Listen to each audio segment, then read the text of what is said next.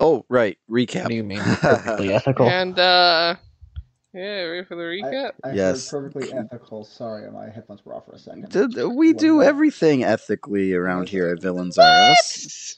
I don't know what We you're are talking the most about. ethical Ethically, villains. We are the ethically most sourced. we are the most ethically sourced villains. Yes.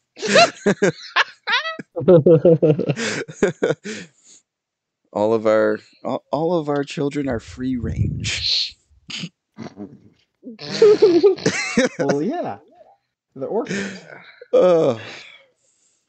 Anyway, last session, Victor opened his door to an ominous wind that enters his home office and leaves a skull for him to use, as a gift from the God King for approving of Victor's latest creation. Victor then sees some patience and attempts to research his new skull, but only finding basic writings, he concluded that he may need to delve into some darker areas to learn more about it, which may turn some heads in a bad way. Koth made his way to the Temple of Knowledge and spoke with and listened to a former Lion Guard, Professor Sundune, who described part of them as evil with a divergent. Eh. Let me restart that sentence. Koth made his way to the Temple of Knowledge and spoke with and listened to a former Lion Guard, Professor Sundune, who described part of them as evil when a divergence happened within the group. The split enabled a new fanatical side of the Lion Guard to operate under a new set of rules and leadership. Zay, meanwhile, made her way around the city, spreading the rumor that the Lion Guard was responsible for setting loose the fire elemental, and also discovered just how much damage it had caused, with a lot of the families becoming displaced from a majorly burned apartment building. Later that evening, Sim hosted Lord Solstice and two others from the clan to a dinner at his home, which was only a ruse to knock them out. The plan almost fell through when Lord Solstice brings his own set of cutlery that was designed to glow if anything in his food was nefarious. With the quick hands of Zay and the quicker illusionary skills of Sim, the cutlery set was replaced and Lord Solstice none the wiser.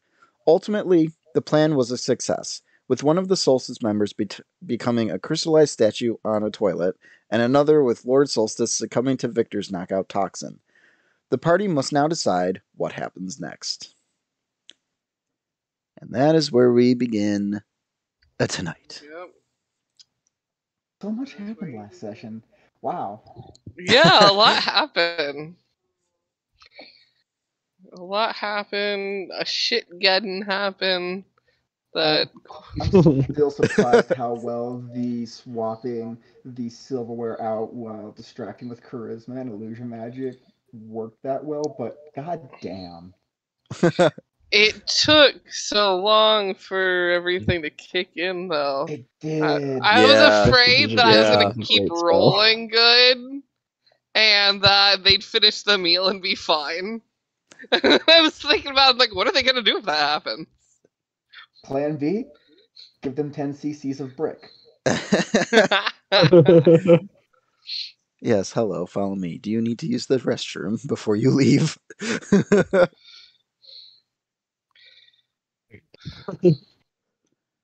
Or if only the one that went to the crystal shitter They'd be failed. waiting a long time. They'd get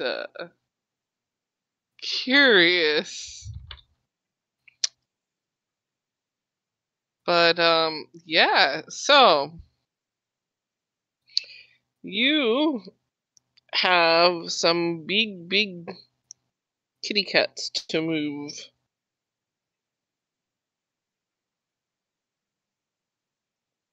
Well, don't look at me. Well, first I'm gonna find some rope and just kind of tie them up and gag them. Make me a sleight of hand. See how good you tie those ropes. Ooh. Let's see. Holy shit, I have a +10. Sweet. How do you have a plus Ooh, 10? 14. Holy crap. Expertise. Expertise I mean, is good Can thing I- you had that +10. Jeez. Can I at least help him with the tying. I cannot help him with the moving, but can I at least help him with the tying? You can help him with the tying. And give him the help action. Ooh, that's a 23. Good. So yeah, you get them tied securely and gagged. Where are you gonna move them to? Good question. I would like to cover Lord Solstice with that fabric that makes shit more stealthily as well. Ah, yes. Give him the cloak of you can't see me. Give him the cloak of what the fuck was that?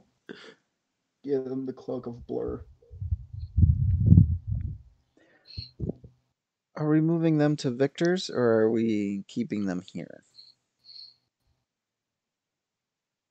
Well, I think Victor's basement would be a little bit more suited for messier interrogations. They have all needed tools. Yes, as well. We don't really have much of. I don't know if I've ever actually gone in our basement. Do we even have a basement?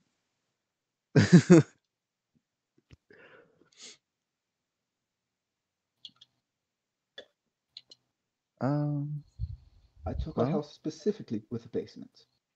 I was looking for one, and I found a good sturdy one. I think we just got ones with walk-in closets instead, Sim. Oh. Then I guess Victor's house would definitely be the best place.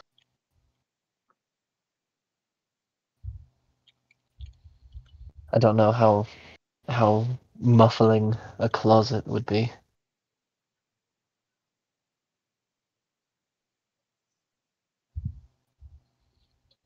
Okay, well, Zay is just going to kind of stand back and wait for you guys to move them. Do we have Right something we about can like? Yeah.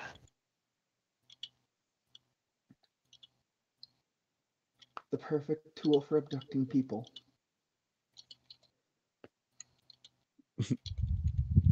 A cart? Before we leave the house, I'm going to change clothes and into just regular thug and shift back to Sim. As you guys are getting ready, shifting back and everything, there is a knock on the door. I would like to see who it is through the eyes of Edgar. You see, this half dragon. Would you like to describe yourself? You are muted, BT Dubs. Oh, I knew There we that. go. Okay. Sometimes you don't know if you're muted or not, so I try to remind you, just in case. Oh, I didn't know you were throwing me in that quickly. I didn't know I was going to either, but I found an opportunity. For fuck's sake.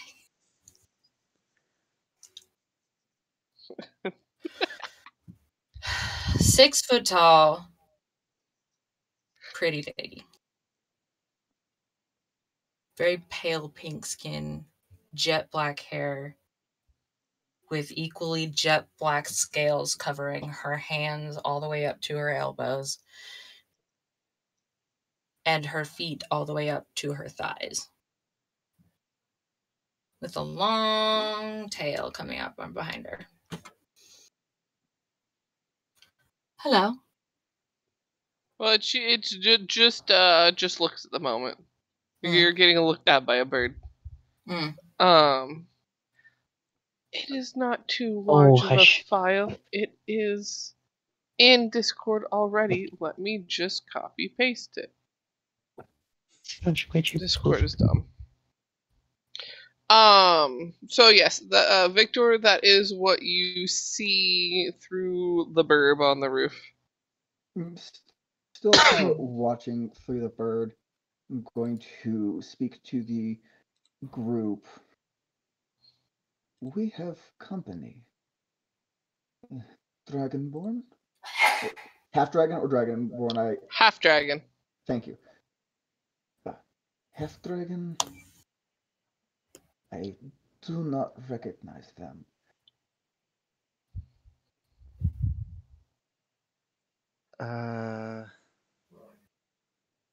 Hide the bodies. And I'm going to crack the door open enough just so you can see my face. Zay casts invisibility on the one that doesn't have the tarp over it.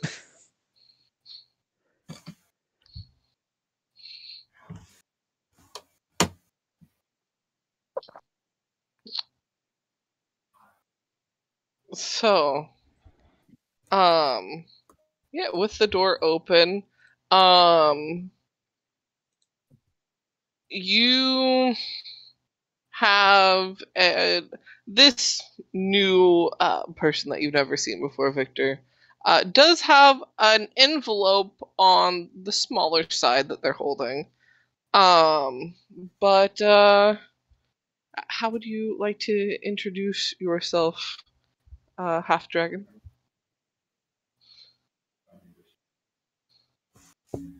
Now that the door is open. Oh, now that the door is open? Yep. Cracked. Hello. Not all the way open. I happen to have a... Well, do you happen to know where Aegis is? Did. Oh, well. You have a new team member. The letter. Yes, of course. And she hands it over. I'm going to open the letter and read it.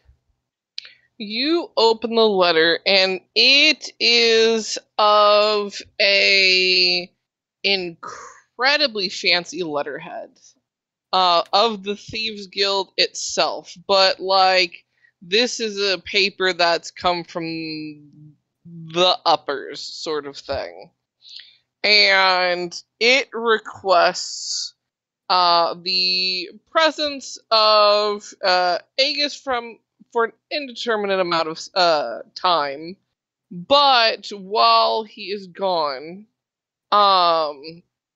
that this individual is and it does where is your last name? Where did it go? Rexeria something. Noxton. Noxton, there we go. Is to take his place and will be a great asset. It has 3 signatures on it. One that you recognize, which is Lord Varzan's. One that just says Yig. And another one that is a almost like 3 letters mashed on top of each other. You can kind of make out what looks like an L, a D, and an A.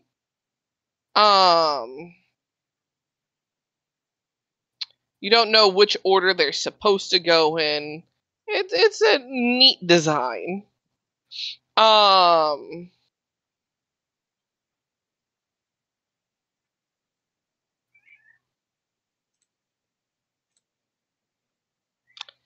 In Victor's head, he hears, Are they okay?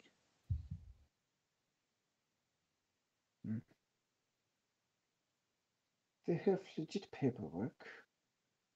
Says they're here to replace Eggers, as he is wanted by the Thieves Guild for probably being a fucking idiot. That's how he died. And this one is here to take his spot while they have what is going to be his remains. Unless he was just left in the woods.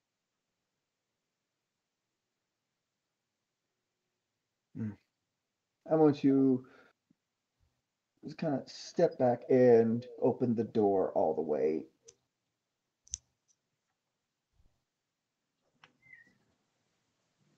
So, Rexeria, you see into this actually pretty like high-end decorated area. Like it's nice.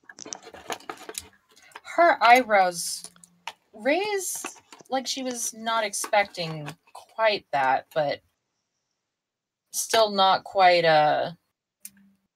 letting much emotion come over her face.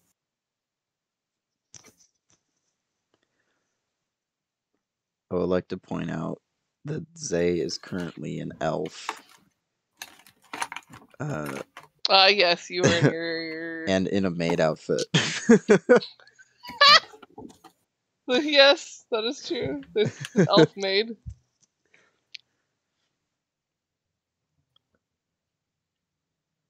Lord help me. Sim, you said you were switching back into your like stealthy night garb, Just Sim? regular. Yeah, just regular thug. Regular thug. So you see regular thug.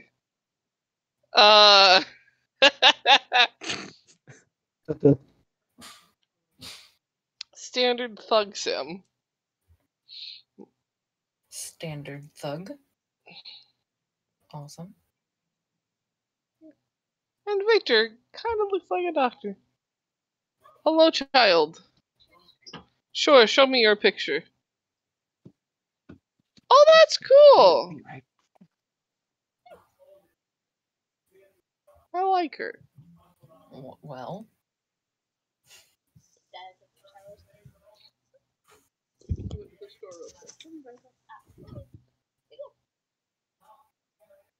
Can you work on your schoolwork more, please? Thank you.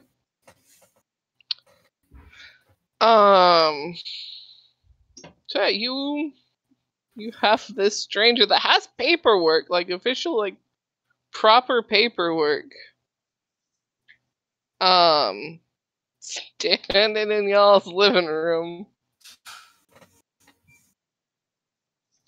What you gonna do? she's just casually looking around with her head, just softly stepping around the room. I hope you don't need the bathroom anytime soon, because it's off limits right now.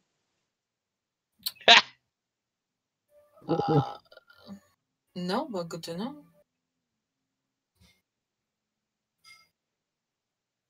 I'm just going to move these, and Zay starts putting away the poisoned food.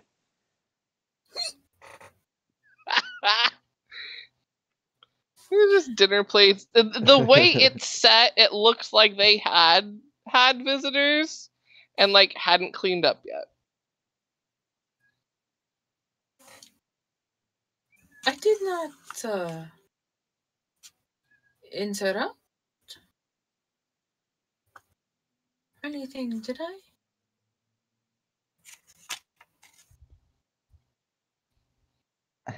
I?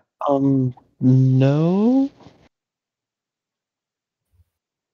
Did you say that you were sent to replace Aegis? Is that what I heard?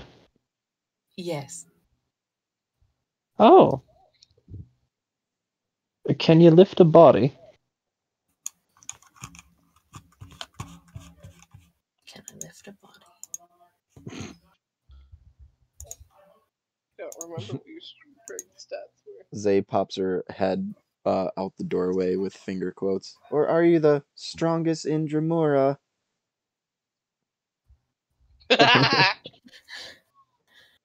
I would not call myself the strongest in Dremura, but I can have probably a body, if need be.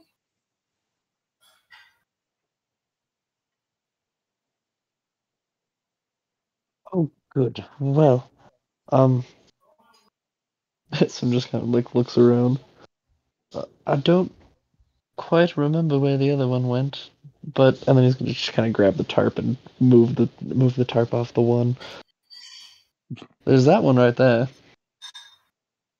There's just a crash of dishes in the kitchen.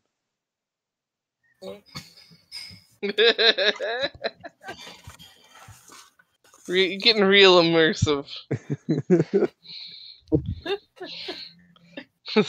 Zay's just like, fuck the dishes. The sound of crystal on porcelain. Yeah.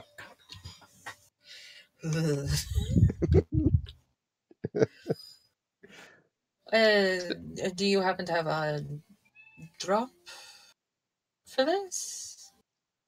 Oh yeah, we're gonna take it. We're gonna put it in the cart outside first, and then we're gonna go elsewhere. Right.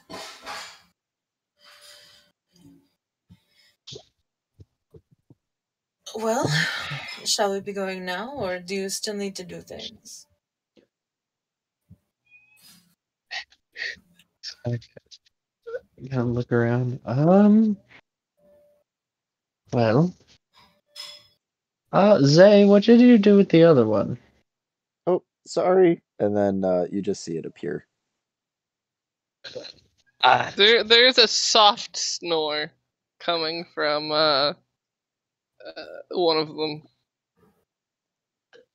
I also walk across the house into another bedroom. I need to change out of a maid outfit.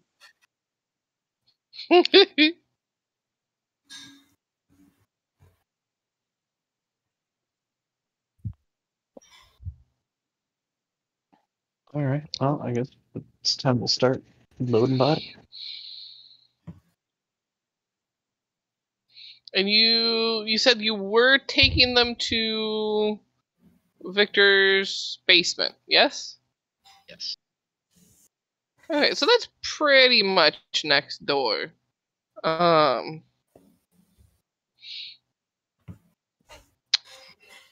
Make me some athletics checks to see how well you lug around these big ol' hunky lion men.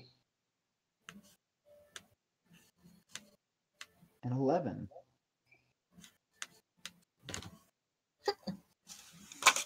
Did you say strength or athletics? Athletics. Okay.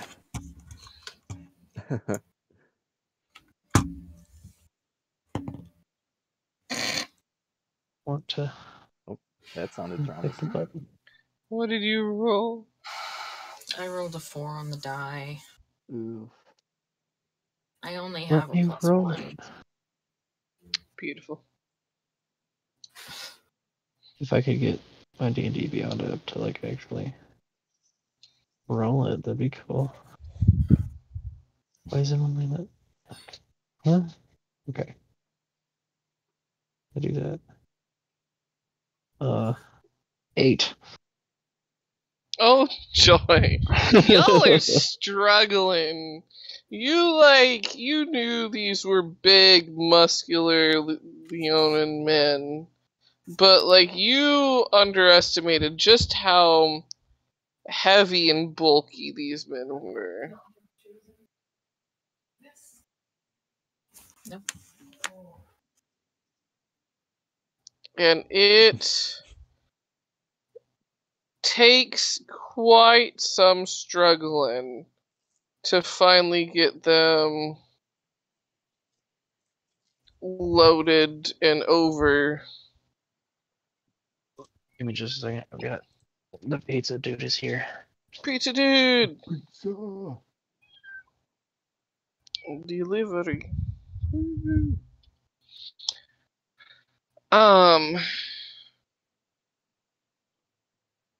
But yeah, you are able to get them down into the basement.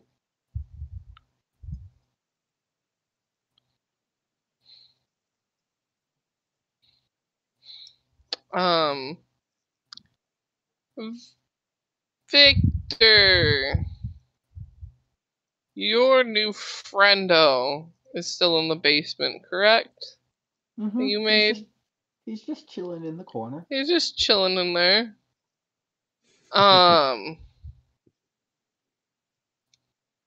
You want to describe? Well, I don't know if you've listened to any of the session where he was completed and described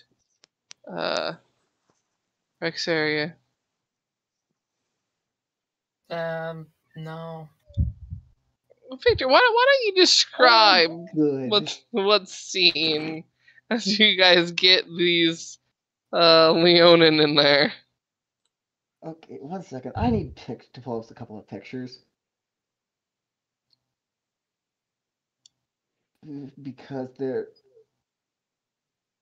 some things that I cannot quite describe without a proper visual aid.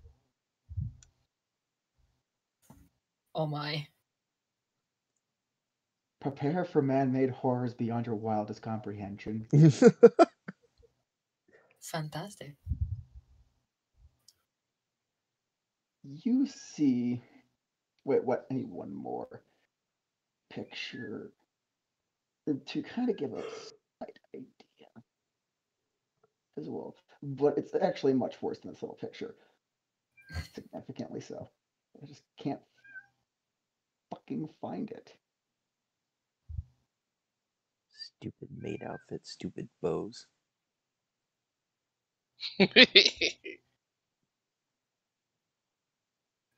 Lulu, why are you doing so many circles? I can't find that. But there is at least this one. You see a twisted amalgamation, a half-orc body with a set of bugbear arms and pectoral muscles grafted onto underneath its original arms, whose hands have been replaced with Leo. Wait, no, it still has its original hands. It has bugbear arms with a massive great axe swung over its shoulder. It looks dark and twisted. I can't find that picture either, unfortunately. It instead of legs, you can see they were inverted at the knee, and the feet replaced with the hands of a leonin at the ankle. This is melded into a spider-like thorax made out of multiple different bodies, held up by what looked like children that have been overstuffed with bone and muscle, encased in armor acting as the legs. Here, its face is. I,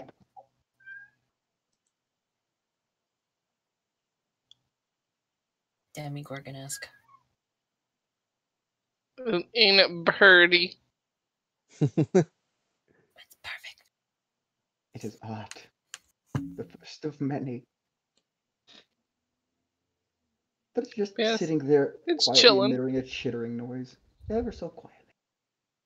A chittering noise?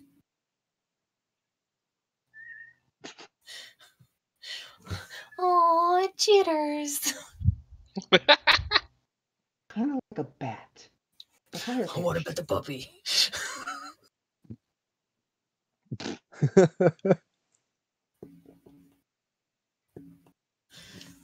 But Can I you pet that dog?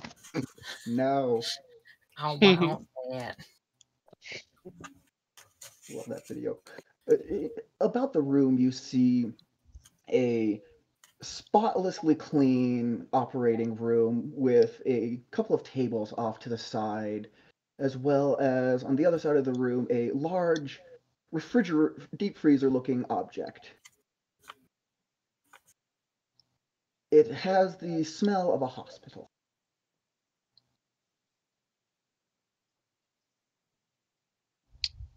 And all of you are in it now with the Leonin solstice, with the two men. Where are you going to place them? Like, are they going onto a table? Are their chairs going to be moved in and tied to chairs? My thought was hang them off of the meat chains hanging. Hang them off of the meat chains. I forgot about I think we'll start them on the those. table. Do you happen to have a large sink down here, Victor? I have magic. At least I want Lord Solstice on a table. Yes, he's the person I think we should question first. I also have ways to completely deafen and with wax and other things the others, so we can question them separately.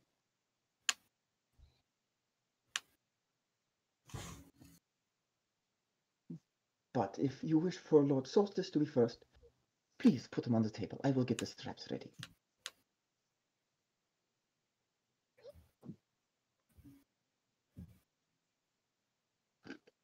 You should declaw him first. He needs to be on the table, under the straps, before we declaw him. Leonin do not like the tips of their fingers cut off. They take it as a deep insult. Would that wake him up from the knockout toxin? Considering how resistant he was to it in the first place, I think it likely. It is not something I will risk. If he wakes up, then I'm afraid he will be an unwelcome guest. Put them on the table. Going to get some gloves. Multiple pairs of gloves for everyone. Gloves for everybody!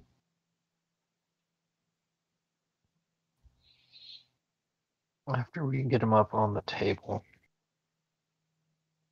and he's all nice and strapped down, and we're ready to chop a finger off real quick. Cool. I want to be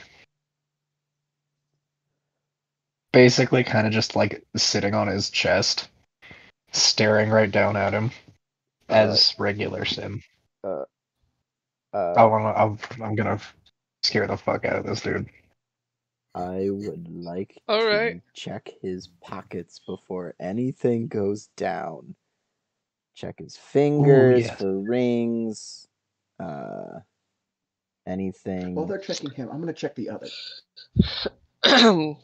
Alright, so Lord Solstice, he's got the family signet ring, like the head of the family sort of ring. On his ring finger. He's got two other big gem rings on. In his pockets there is a keychain with two standard looking keys. Like, clearly one of them's just the house key sort of thing, and one that looks different from the others. It's special. I will put special in parentheses. Kind of looks special. There is his bank card. He's got that on him. Mayonnaise. There is a very, very beautiful pocket watch.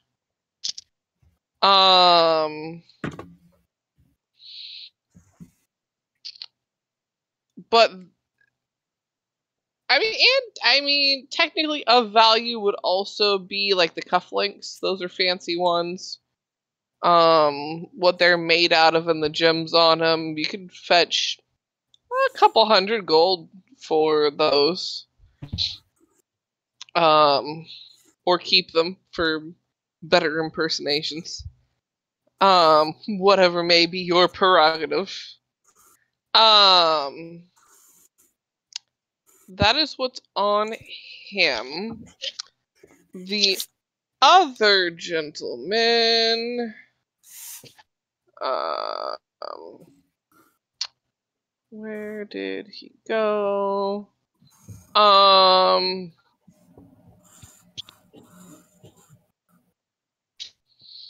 He has a definitely like a solstice family ring as well, but this one's clearly different than the head of the family's ring. This one's kind of just like a yes, you are one of us sort of thing.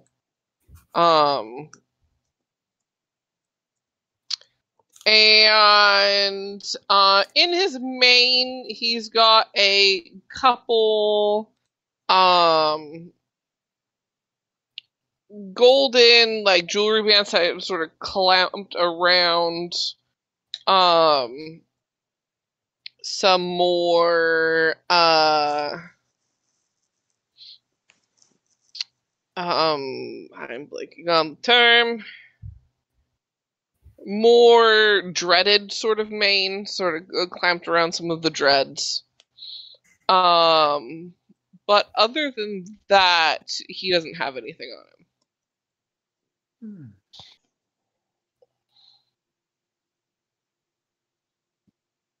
I'm going to double check to ensure the ones not on the table are completely secured. Oh, yes. They did a good job of tying him up. It never hurts to be thorough. I'm going to turn to look at Sim. Shall we begin? Oh, yes. I'm going to grab one of my slightly curved chisels, and I'm going to go over to a small torch that I use for the alchemy, and I'm going to hold it over it until it is glowing a nice red, good and hot for cauterization. And I'm going to walk over to him and place it just above the finger that he wore his great signet ring on. And I'm going to hit that thing with a fucking hammer.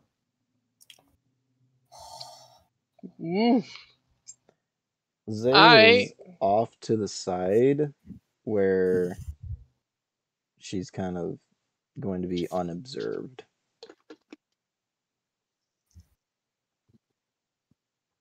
Okay. Kind of off and at a bad angle to be seen sort of thing. Yeah.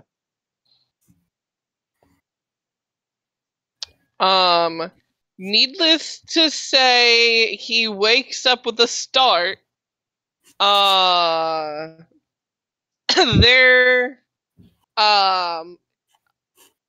due to the gag, it is muffled, but even with muffled, it is a loud roar.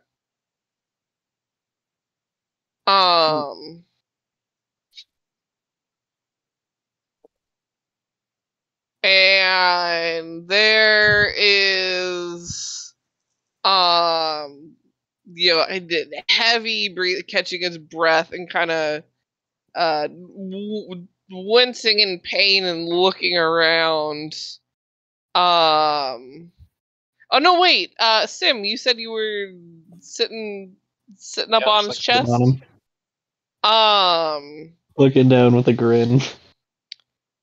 There, like, once, like, he blinks a few times, before his, like, eyes focus because of the pain.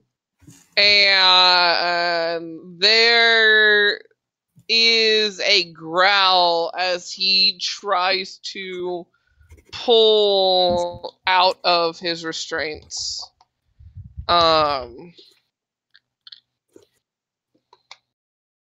Which hold? Ooh, barely.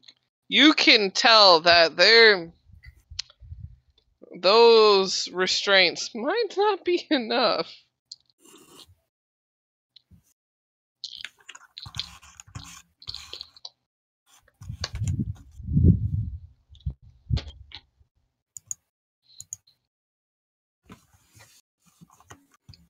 What are you going to do? Sim's just kind of sitting there looking at him, smiling. And he just says, "Oh, I've been waiting for this moment for a while now, and it finally came together. This is going to be an excellent payday."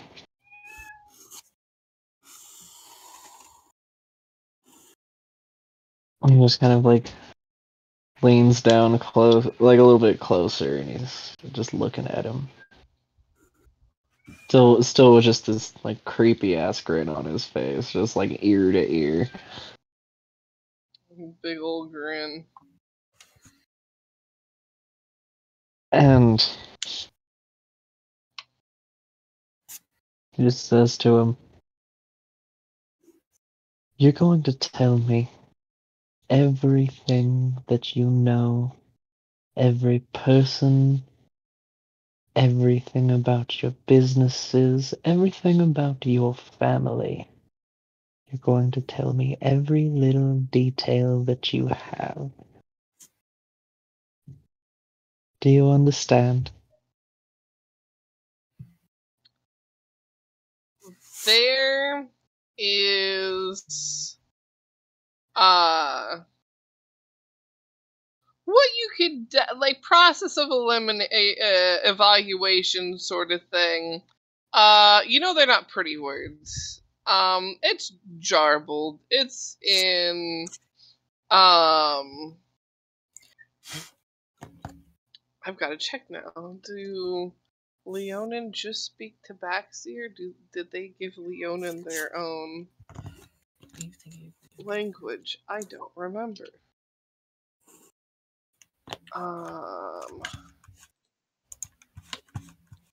Isn't he still gagged, or did we remove the It's gag? around the gag, Oh, okay. but like that's what it's jarbled. They did give them their own language. It is in Leonin, but from the look in his eye and the attitude of the words around the garbledness, he's definitely saying some choice things. Speak in Like to cast common comprehend tongue. languages. Just in case.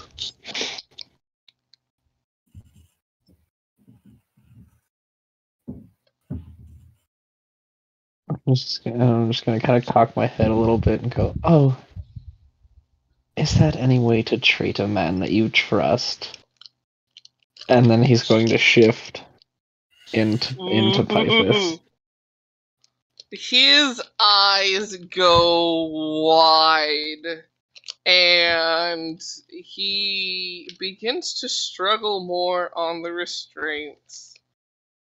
I'm going to put my knee on the finger.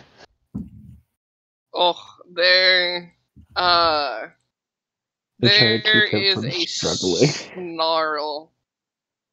Dat, dat, dat, dat, dat.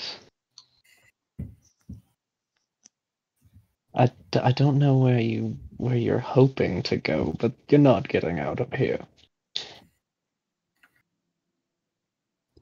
You are effectively non-existent anymore.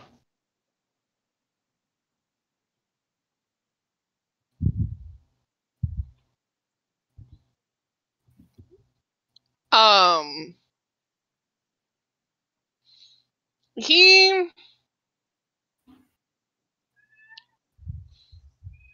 stops struggling and in common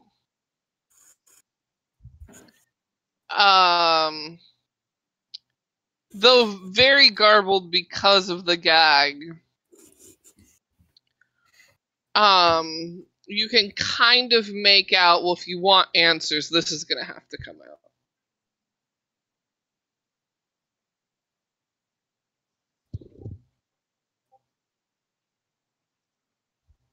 Sim's just gonna kind of look over at Victor and be like, well, before you do that, do you have any chain? Yes, of course I have chain. How much do you need? Oh, enough to wrap him to the table.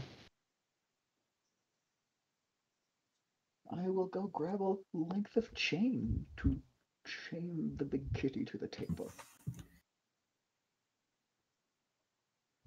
Good, good.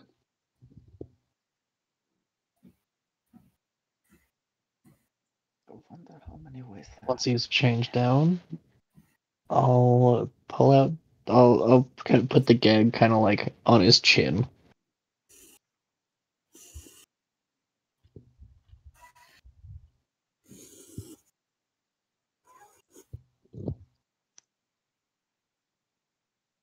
He glares at you again and um goes, "Who put you up to this? My pockets are deeper than anyone that could have hired you to do this." Who put me up to it? Who has to put me up to something bold besides myself?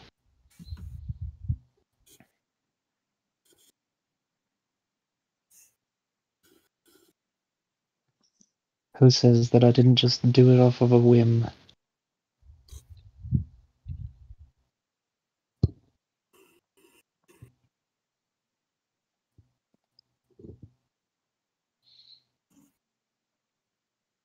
He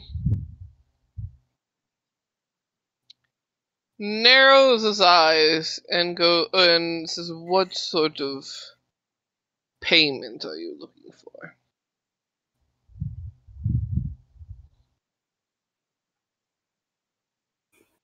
Oh, do you, are you thinking that I'm looking for ransom for you?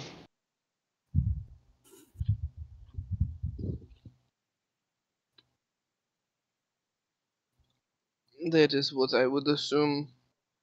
What kind of ransom could a man with a tattered Thieves Guild reputation such as yourself give me?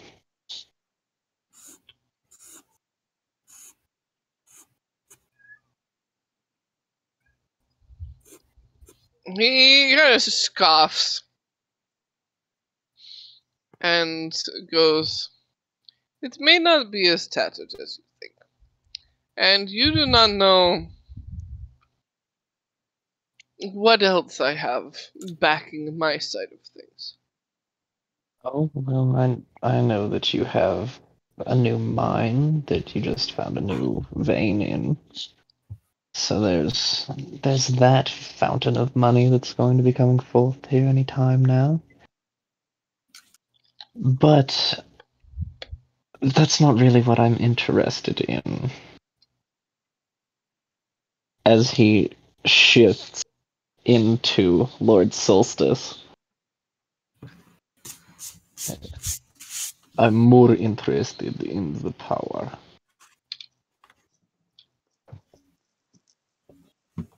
He gives a chuckle and goes, "You could pretend to be me all you want. It will not hold up. They will see through you."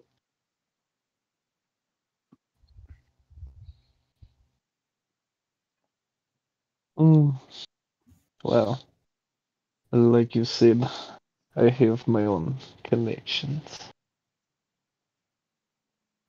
I have my ways. But you will tell me everything that you know. As he shifts back into Sim. Because otherwise, I'll give you to the good doctor. And if you're not nice to the good doctor, then we may just have to give you to the bird.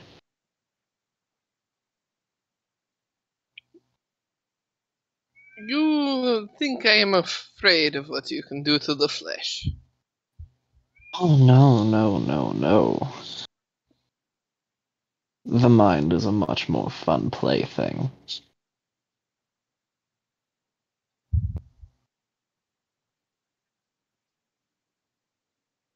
You will have to try and break me for any information that you want. It's not coming from these lips. He shifts back into Pythus. Or we could just not use your flesh, and we could use someone else's. In Sim's head, There's he hears like amber.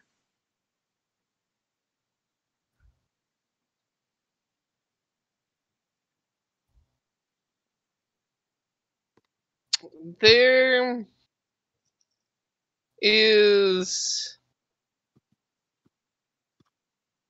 a bit of a growl that,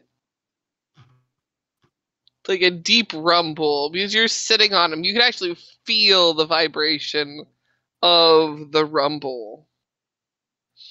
And he goes, "You will not touch a hair on her head." Oh, I won't have to if you tell me what I want. Otherwise, I'll bring her down here and make you watch.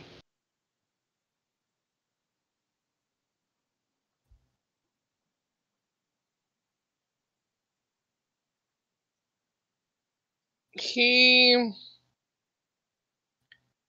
looks at she shakes his head and goes, "You could try. She is under guard. I am not home, so she is being watched. And until I am home with multiple family members, she will not be budged from her room."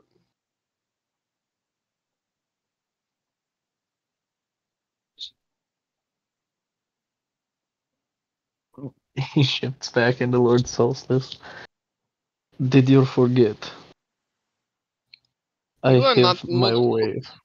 You are not No, multiple family members. no, but I'm the most important one.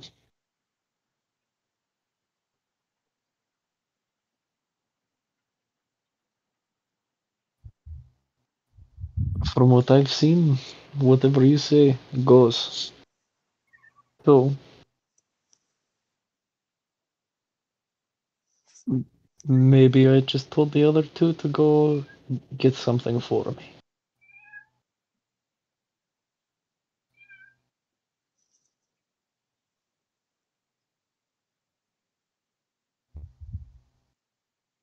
And he shifts back into Pythus. Or maybe I could talk to Marcus.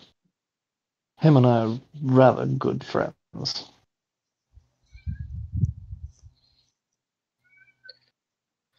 He chuckles and goes, "You can try and talk to Marcus. He knows not of the family job enough, for he learns things from the bottom of a bottle." I learned that quite well. That's how I got him to take me and Amber out to some fights.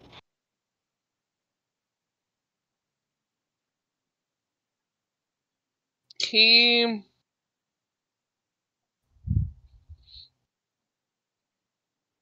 lets It out seems I another deep rumble. it seems I Eh, might know your family a little bit better than you. I knew I should have just killed that weakling.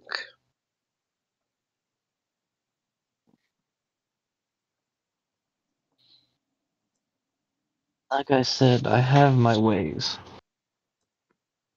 It's just up to you to cooperate. He goes, "You have your ways. I have multiple family members in multiple places. Sometimes you have to lose your pride and joys to keep the family a whole safe." Oh, who said I wouldn't start going after the whole?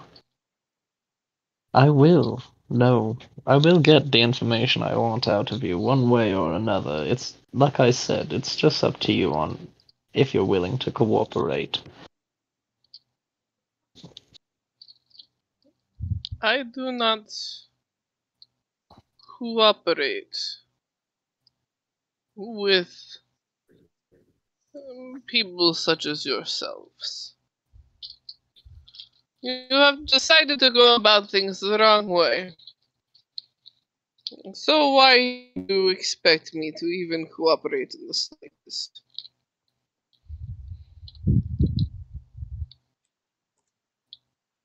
Well, because what other choice do you have?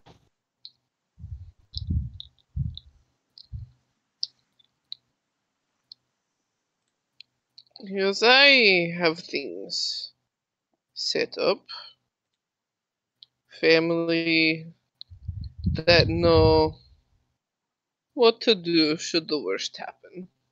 I am no man afraid of death. Oh, who said I was going to kill you?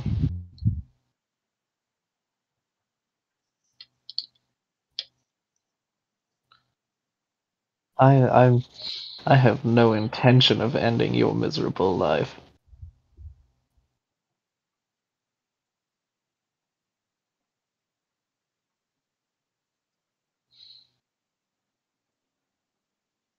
He goes, well, other than a missing finger. Which smart, by the way. You don't have very much bite.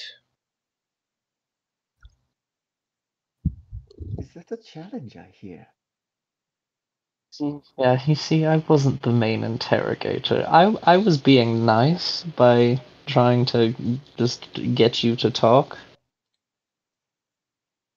But if you're challenging the doctor, we could always let him have you. I will not just willingly talk. I have told you this already. You don't need to be willing. You'll do anything to make it stop. Sim is gonna climb down off of him and step away. You just kind of step up, just with a quizzical look, as if I'm contemplating.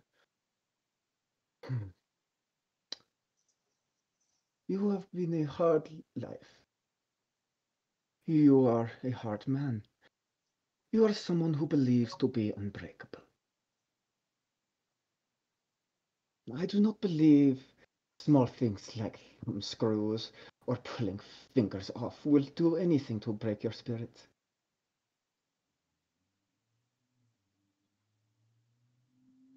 Let's start with every man's pride and joy.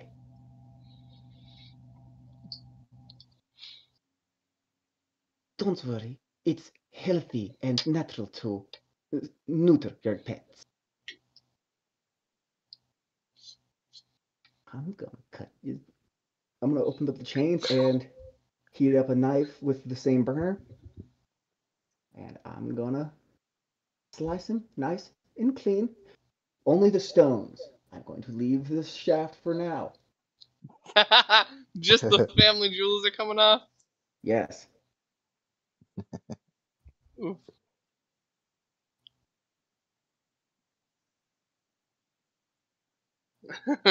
Yes, but only Yeah, for but only for now. now. You can't rush torture. It's gotta be slow. If you take all the good bits at once, you have nothing left to bargain with. Well, at least we have food for our other prisoner. I was thinking of feeding him his seed pods personally.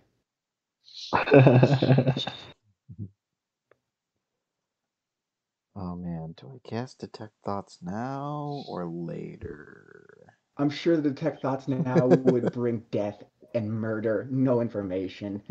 He needs time to marinate in suffering and be broken.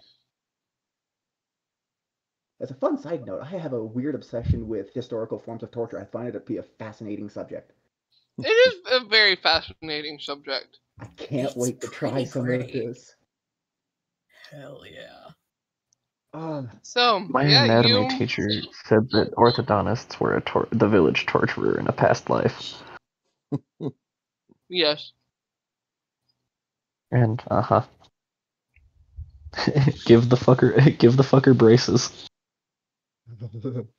No, I'm not a dentist. I'm much worse. Or orthodontist, not a dentist. They're worse.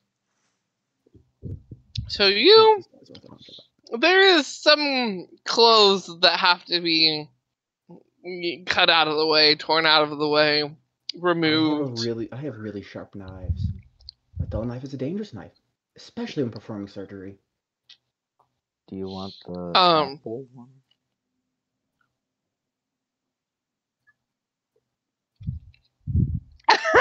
It took me a second.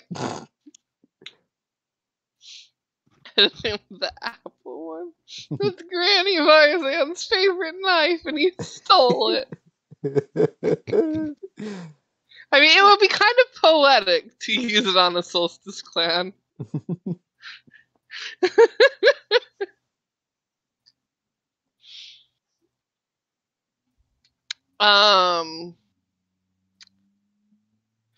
Do you re-gag him before you neuter Yes, him? I do. I'm going to increase the size of his gag too. Make it even, kind of make it so there's a lump on the back, so it kind of goes back further. Not far enough to trigger his gag reflex, but far enough to not just block the sides, fully put a plug in that pothole. Good. He's a big boy. We're going to be making some loud noise. Oh yeah, he big boy. He loud roar. Yeah, you go for his jewels, and he, as struggle as he may, the chains and things hold. And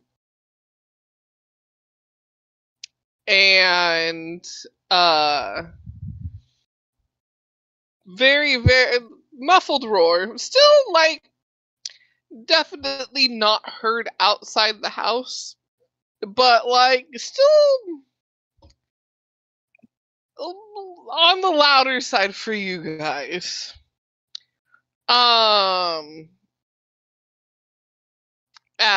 the neutering takes place, and if detect thoughts were happening at the time, it would just be a slew of curses and swear words and what he's gonna do to you guys when he gets out of this. What's funny is he doesn't know this doesn't have a happy ending. And there eventually the squirming stops. The breathing calms a bit. But you do notice there is some stirring from the other gentleman on the floor as his sedatives are beginning to wear off. Wait, 1 second. Where the fuck is that note? Here we go. I'm going to just kind of look over. Zatan, if you would please restrain our guest. He's going to wake up in the arms of a nightmare. Nightmare.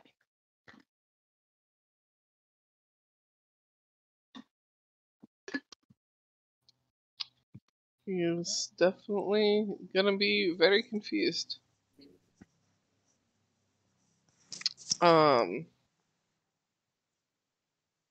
There, as he does wake up more, there are very garbled complaints of confusion and growls of straining, like trying to break free and pull out and whatnot of the grip and ties. Just general the fighting and straining noises, basically. Oh, do not struggle. This will make things worse.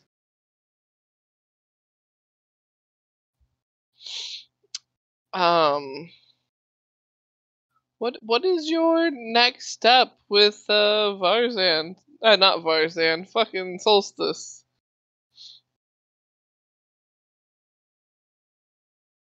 He is still gagged. He is calmed. Tim, you have spent time around this Lord Solstice. Can you tell me what is his dominant hand?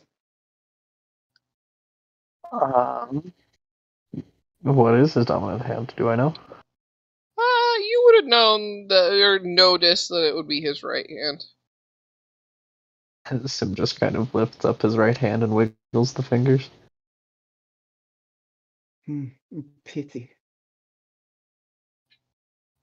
I'm going to force his hand around so it is palm facing upwards. And I'm going to go to the table, that's what the word is. Grab a slightly curved blade. And I'm going to peel the skin from the palm of his right hand. Like an orange, slowly. Yummy. Not too deep to slice into the muscle and cause bleeding. I am also going to tie it off around his wrist too, just to provide even more pressure and swelling to make this experience all the worse and make bleeding less. Just maybe actually use the apple peeling knife this time. Yeah, I'm gonna grab the apple peeling knife because it's the perfect thing to peel flesh with. Because what is apple flesh but flesh?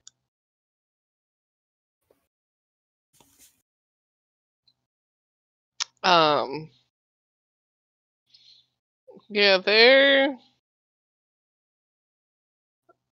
are definite muffled shouts of pain, struggles against restraints, to no avail sort of thing.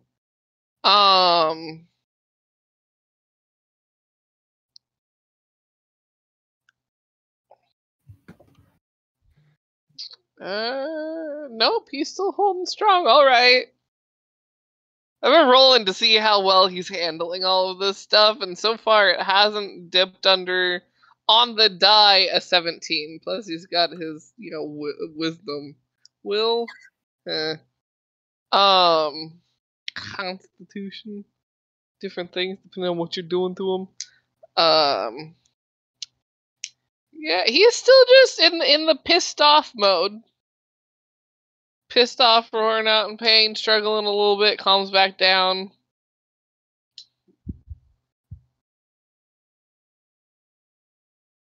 Turns out this cat can take a lot. You are impressing me, my friend. As a look flashes over Victor's face like a light bulb has just gone off, I'm going to turn over to Zay. Zay, that thin metal rod over there on the other table away. Will you please bring that to me? I'm gonna start heating the knife back up again. And I'm just going to kind of look over at him with a creepy smile. Jay will go get the rod. If I can't break you with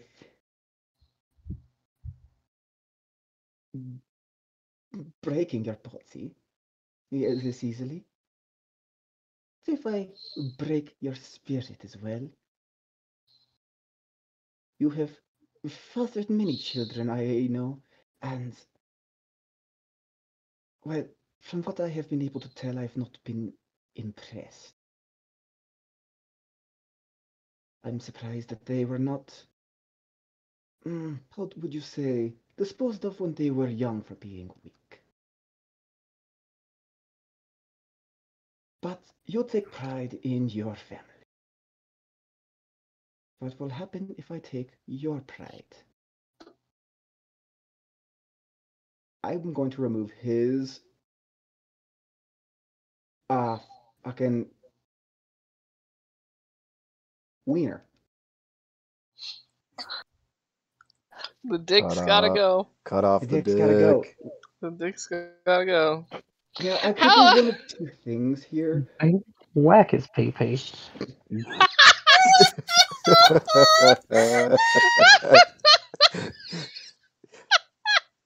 Oh man. I don't know which is worse, getting it cut or like whacked. Oh no, I'm cutting it off. The pipes for a really fucked up plan. Metal pee. Mm-hmm. So, This is an 18 Rexeria, plus how are stream. you like handling all of this? You've been sent to this group, and they're just like, oh yeah, the paper checks out. Here's torture. Hey, can you help us move some bodies? We're gonna go torture some people. You in? Well, that escalated Yeah. quickly. Let's go. Rexeria's doing fine. It's nothing new.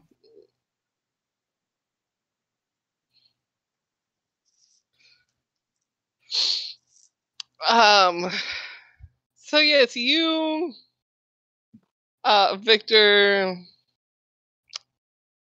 remove what is left of his manhood.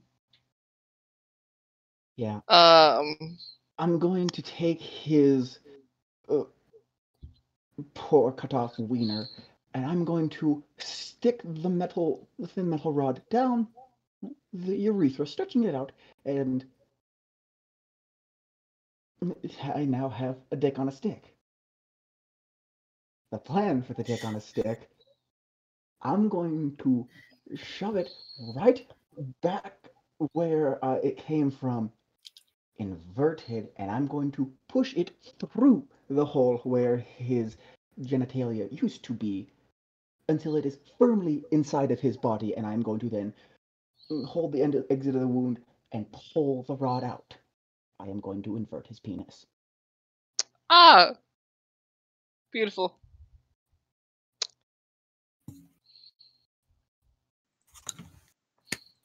Man, you missed a great Gonna- go fuck yourself joke, but okay. Yeah. Oh. I thought about that. So there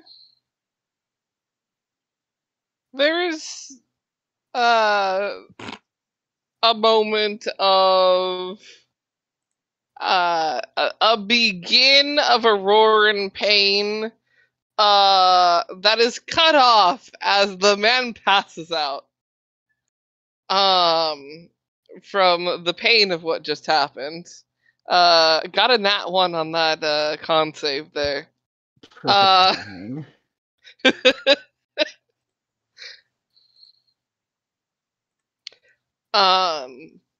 So yeah, he's passed out from pain, unless you want to wake him back up. Oh, he doesn't get the sweet release of unconsciousness. No, we're not done yet. We need to see if he's willing to talk now. He's getting woken back up. Beautiful. How are you gonna wake him up? First one, I'm going to cast Mage Hand and have it slap him. And if that doesn't work, I'm going to look over at Zay. Zay, would you please fetch me a cold pitcher of water? The mage hand does not work. Zay nods her head and will go get a cold pitcher of water. Okay. In order to wake him up, I'm going to waterboard him. Beautiful. Waterboarding at Guantanamo Bay sounds like a fun thing if you don't know what either of those things are. don't know how that popped into my head, but it did. I think they did waterboarding at Mythbusters. What was that last word? It came out. I heard something squeaky. Mythbusters. I think Mythbusters covered waterboarding. I think they did too. Yeah. I can't remember if they did waterboarding or not. I know they did Chinese water torture, but I may be getting confused with that. Because I think they did both. I don't know a lot. I don't know if they did, but that's basically like just getting drowned on dry land. I think they did a joke version of it with Tori. Anyway, sorry. There is choking and sputtering and waking up. I assume there was ungagging before waterboarding. Yes, you ungag, put a since it would kind of it wouldn't work well. It wouldn't work well if you didn't. Yeah. I'm going to be ready with the gag though, just in case he decides to be loud. As his coughing and sputtering begins, I'm going to wait for him to kind of catch his breath for a second. Just look down above him. Would you like to answer my associate's questions, or shall we continue? You don't get to pass out with this.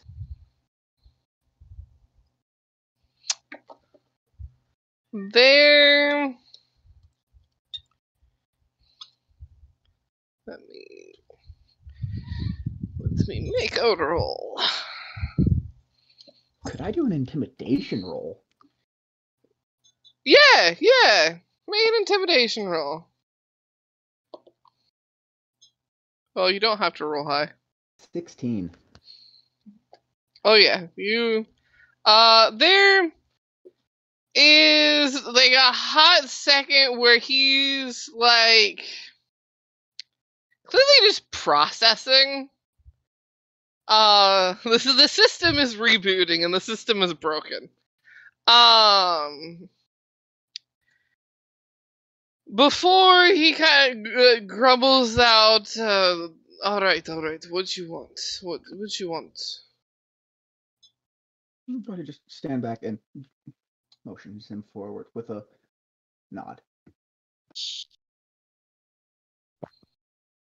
And as he walks forward, I'm going to prestidigitate all of the blood around the area, so there's nice and clean.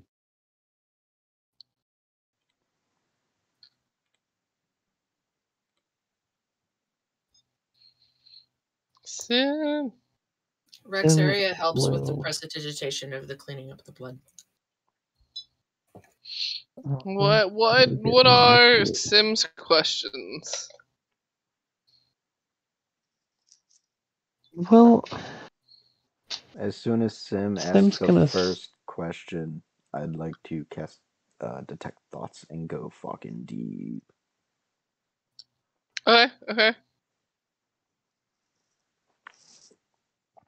Sim is gonna start asking him about just details about the family and how he interacts with them. Like he's trying to basically trying to get a profile on like how he should treat each of these family members if they're like coming and talking to him. He's kind of trying to get like pretty much exactly how he feels about all these people and like all these little details about them and shit.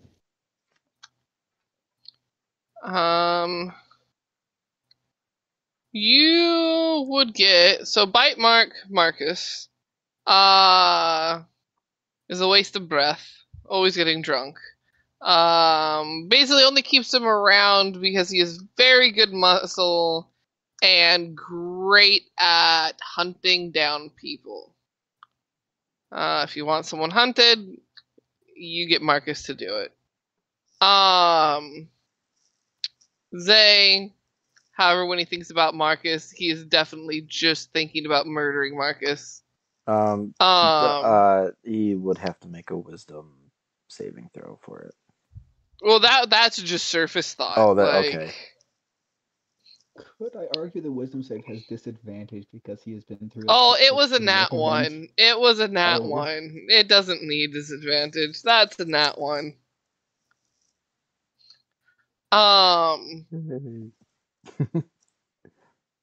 You get that dynamic spark, or spark for short, is the right hand man.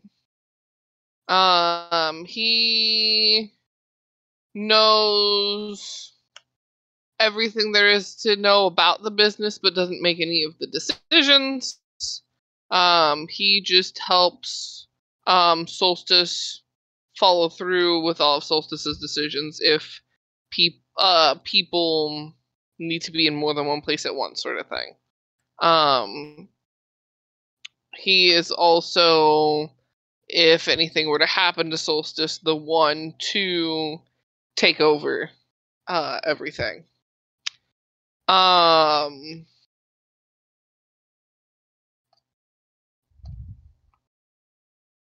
Zay, you would also get about Dynamic Spark, because Spark is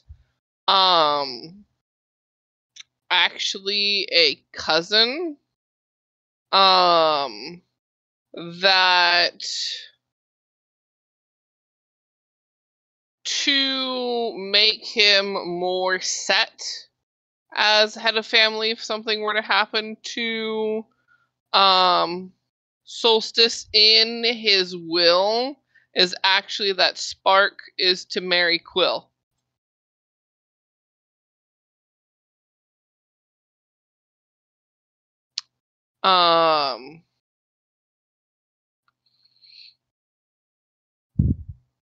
Which is the very smart, just barely an adult daughter. Very, very book smart, loves learning. The information you get on the daughter's sim is he doesn't really understand Quill much. He just gets her the books she wants and the papers and the ink and stuff. And lets her study what she wants to study.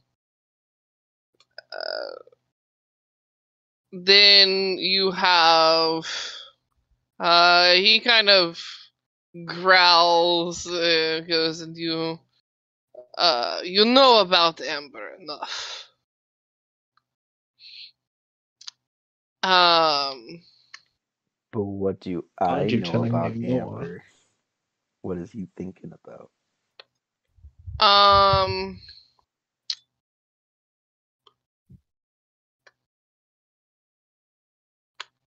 You I'm gonna actually send you something.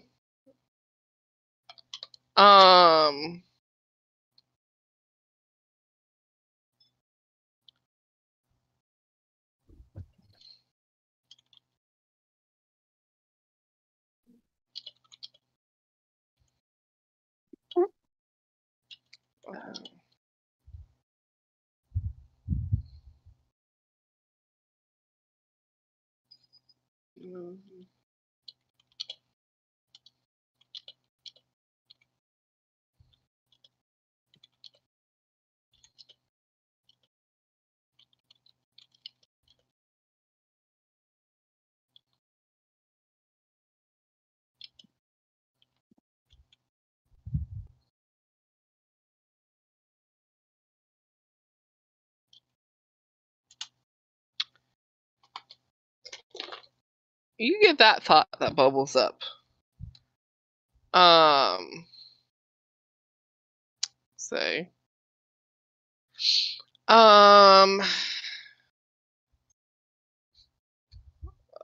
Spell of Rain or Rain, you guys know a little bit about her already. You are basically added on that she would become Spark's right-hand man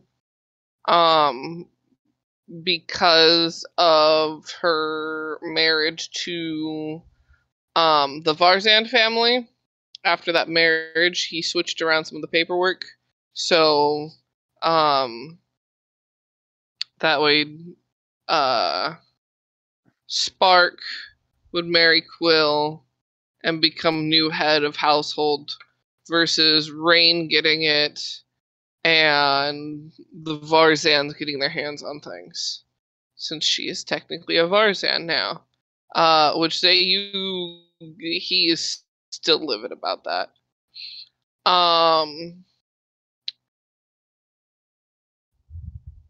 You get that Riddle, who you guys haven't seen too terribly much, is great at crunching numbers and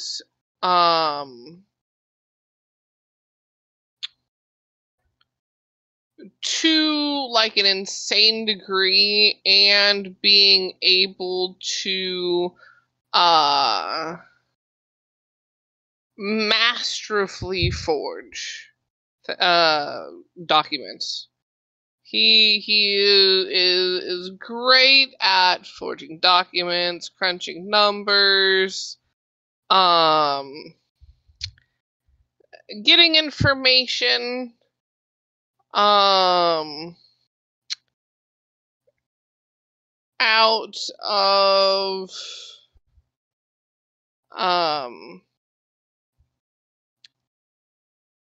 of others in a very, very discreet fashion, with no technically foul play involved sort of thing. Just the way he knows how to like weasel around things, so to speak.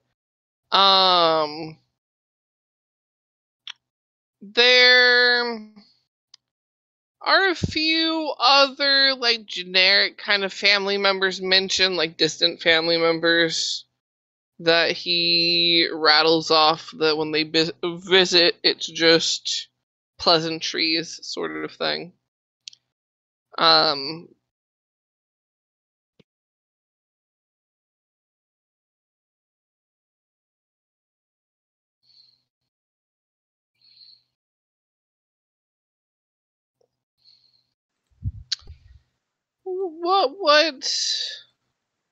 What else is Sim looking to get out of him while he's talking? But since you've mentioned bismuth, what all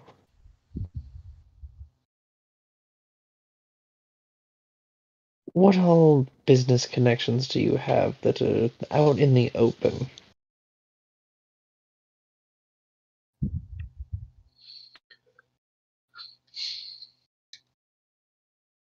He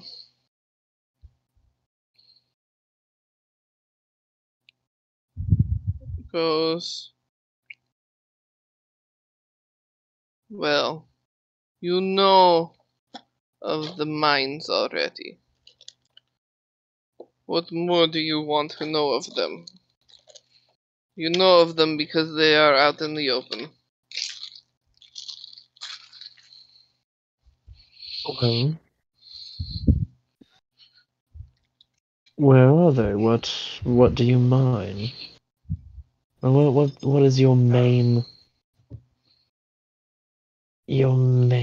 goal when you're mining? What are you going after? Because I have mine on your Beth. Precious gems, great metals.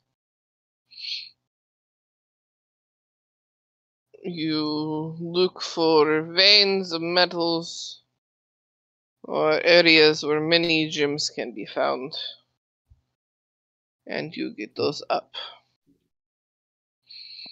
The lands have many different types of in them still.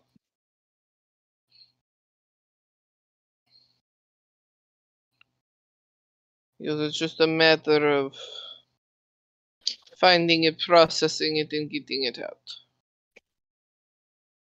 Because you go to the mines of the Anka. That is where the main mine is.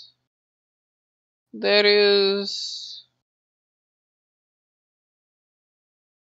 other mines that were going to be mine as well, but things fell through because, well, the Varvzans weaseled their way in on things. So I did not get the other mountain range. And I have prospects on ancient mine that's technically under the water, but has gem in it that has not been mined since pre-Great War.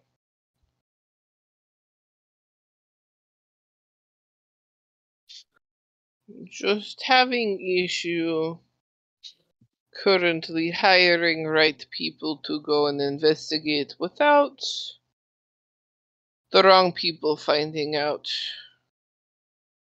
and hiring better team and getting first dibs for finding it first. Don't want my work scooped out from under me by people who were not even putting in effort. Well, cool. Now, what business connections do you have that are in the dark?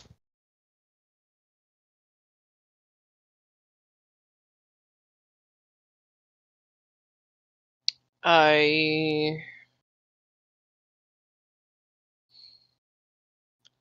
have some dock connections. Makes it harder for some people. They have to pay more to be able to dock their ships, to unload goods. Me and the wardens get the extra bit on top, a bit more cushion in our pockets.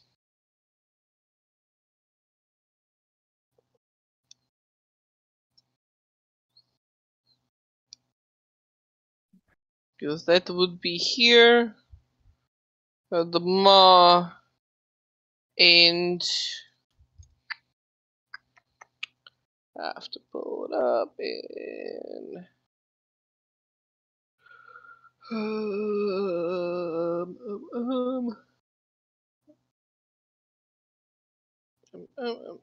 what is it called?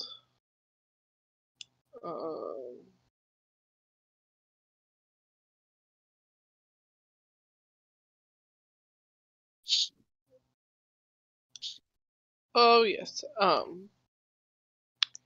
it was the port city of Talea on the. I am in good with the fella. Where is it?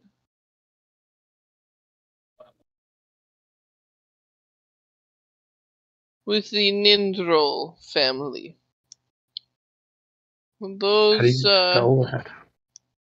I will send that to you. Copy. Paste. Nindrol. Nindrol. There's another royal family. Not like too big. They are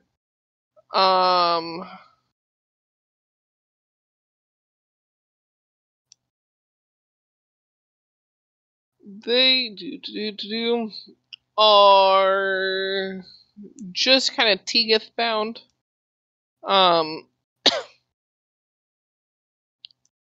Because they are not big yet, but do wish to be on multiple continents on some point. So we have been attempting to work more together.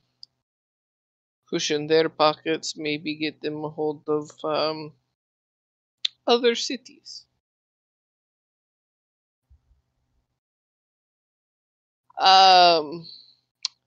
There is something else that crosses his mind.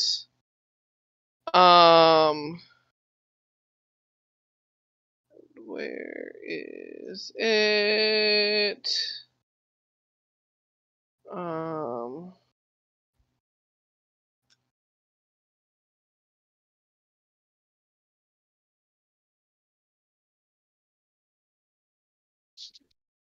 Where is it?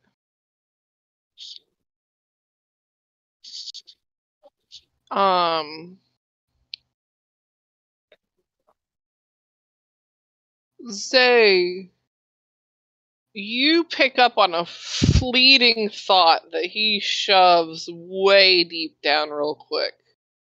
That's just the sands.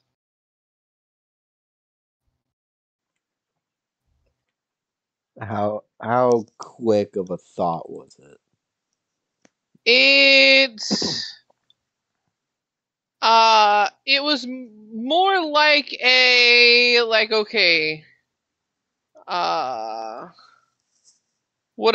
was more so like, what have I talked to him about?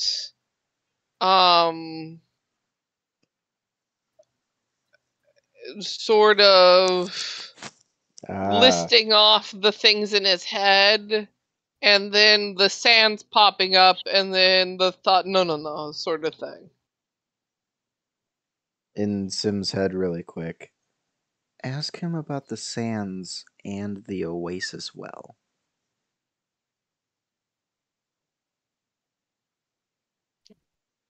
Can you tell me anything about the sands or the oasis well?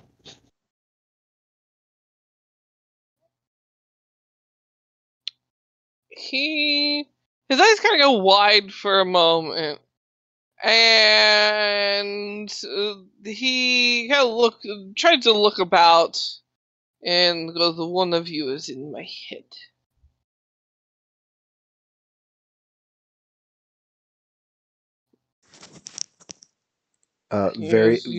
Very quickly, I'll send a message to Sim saying, tell him that Amber told you that she drank from it.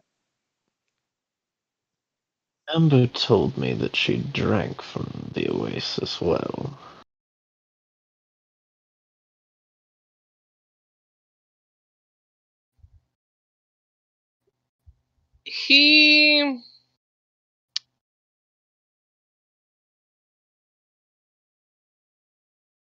There's a glare that flashes across his face, and he goes, "Funny, she could tell you about something that she doesn't remember happening."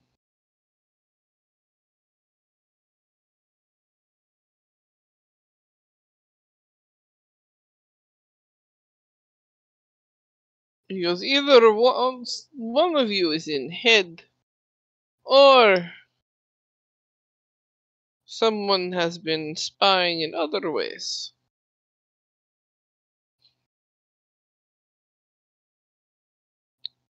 Well, either way, the questions still stand.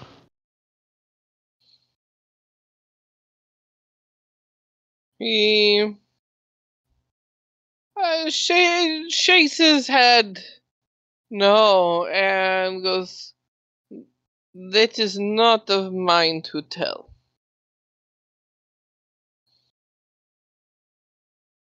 Well, I if it's made information that you have, it's information that I want. it is information that I made strict deal about.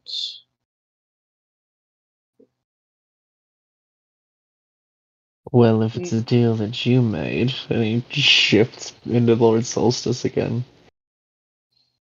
it's a deal that I made. Because it is not deal bound to your soul. You may take my shape, you may be able to look like me, but you're not what I am.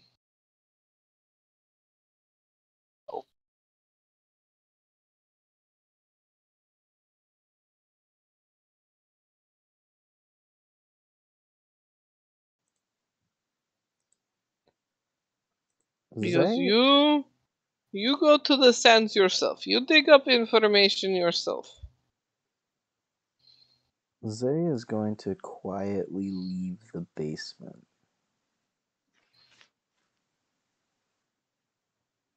Oh? Where is Zay going? Uh, Zay is going to go up the stairs.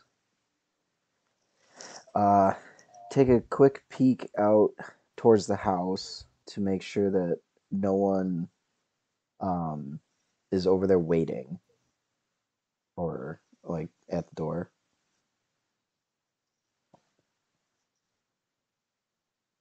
Yeah, no, you're all good.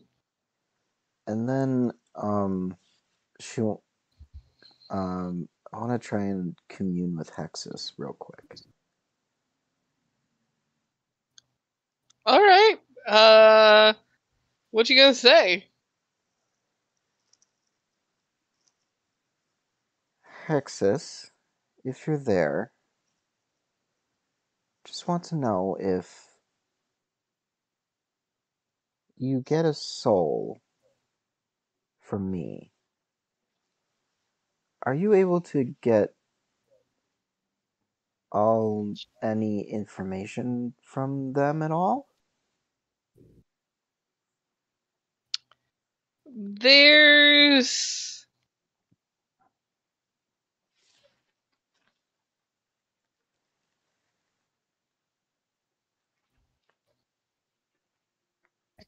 if you were looking at him, there would be a devious grin.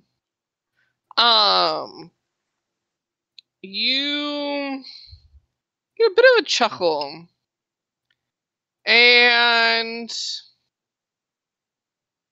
he goes, "Some souls take longer to break than others, but yes, I'll get their information once they give in."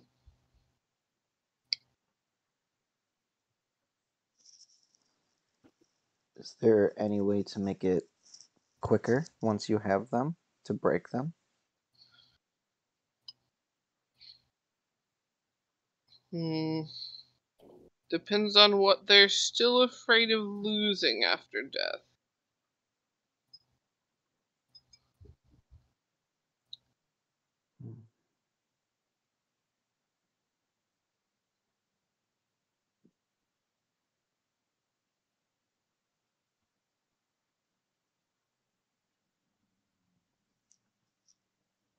Zay is just quiet in thought now.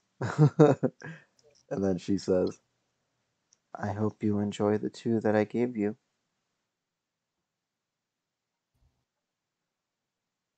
You have done well with those.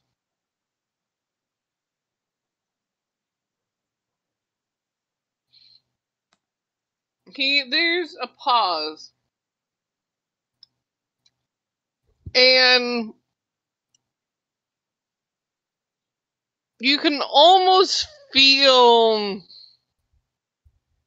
the debate of thought going on. Before he goes,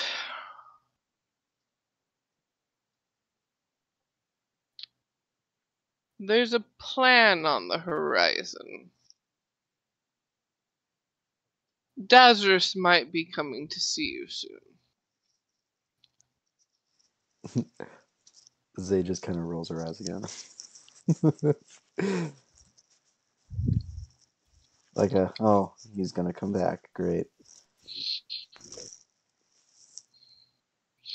You don't scoff at the opportunity that may be coming.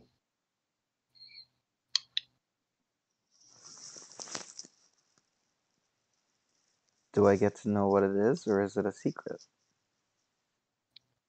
Well, it depends on if he has a decision to make. If he makes that decision, you'll know about it.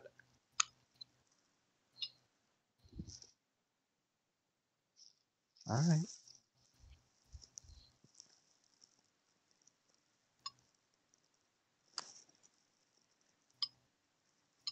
Okay. And then she's going to try and break off the connection. There's a bit of a chuckle, and then yes, I'll leave you alone.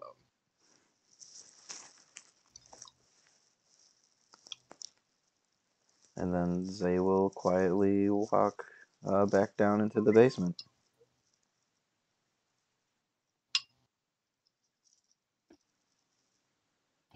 Alrighty, those of you that are in the basement, what are you doing to your big kitty cat now? He has refused to tell information. Oh, He metaphorically got his balls back. I mean, I can rip off his metaphysical nuts too.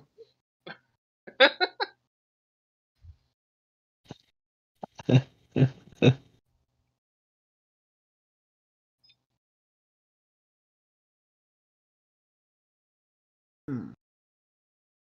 Oh, what? Who did you make a deal with that you can't talk about the sands?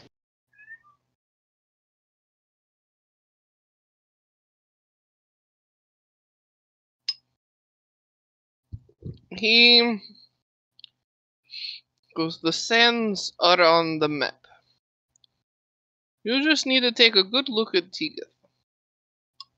It is mentioning any further than that, I will not do. Why not? Are you afraid?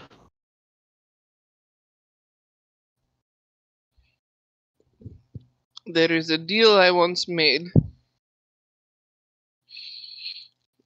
for something very important.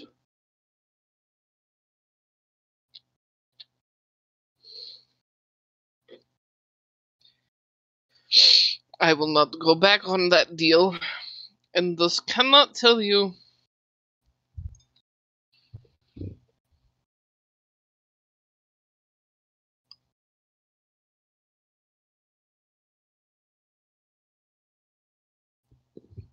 he just kind of attempts at a shrug in the chains. And he goes, remove, cut off, burn off, peel off whatever you want. This goes to my grave. It is not current business, it is not business that happened more than once. It is singular thing that happened. No more. Oh, Sim, if he doesn't wish to talk, I have an idea that might make him squawk. Zim just steps away. I'm going to get a little device out. It is a wheel of magnets, or lodestones to be specific. Those are the only naturally occurring magnet. We're gonna make some electricity.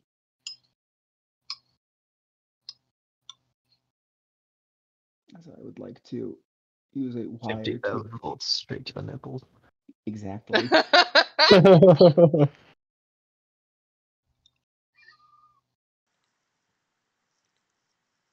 Wait, we gotta go steal a car battery.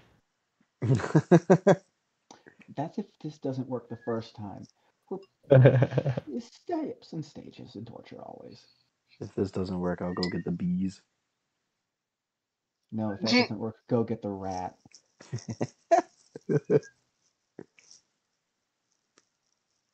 You may have had your penis inverted, but would you like a rat to crawl up there as well? It'll be on a leash, so it can't get very far, but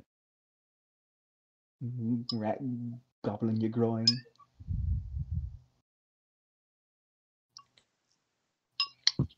That's a fate worse than death right there.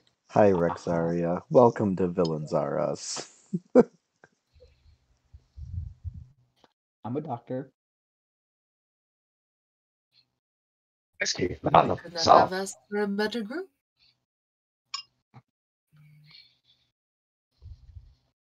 Well, time to electrify his teats.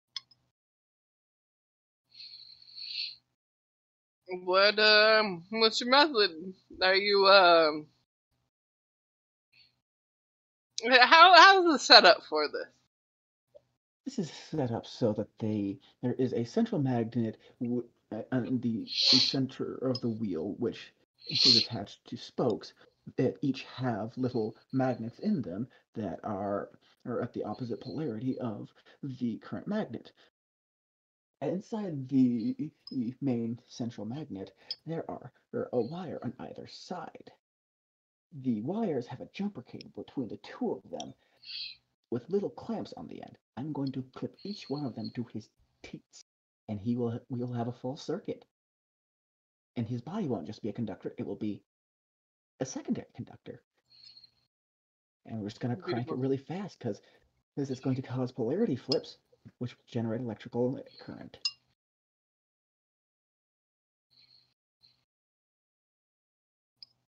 We got to make the electrons wiggle. They're going to do the worm. You gotta make the electrons wiggle. Beautiful. Science rules. Yep.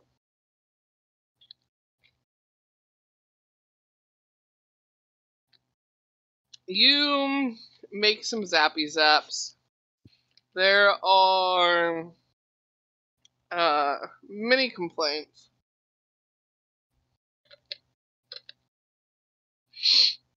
Um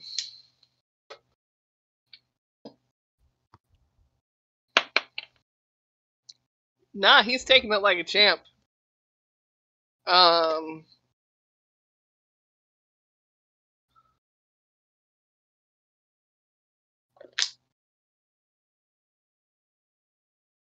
it's almost like maybe this particular thing's happened to him before, or it's not cranking up enough.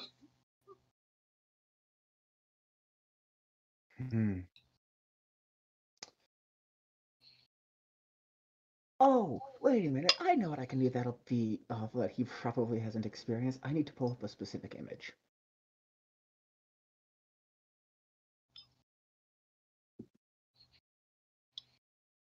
Ah, yes. The breast ripper.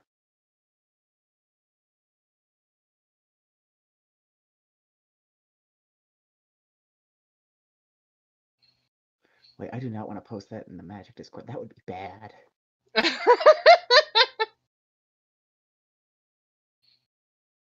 This. This is a fun little torture device used in the Middle Ages where the teeth would be heated glowing hot and it would be clamped down on a, well, it was primarily used on women, but clamped on a person's breast. And it would rip through, searing the flesh. And then it would pull. Purdy.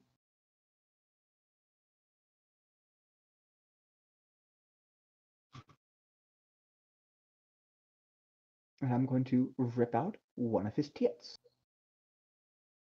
Before. Much ouch. Very pain.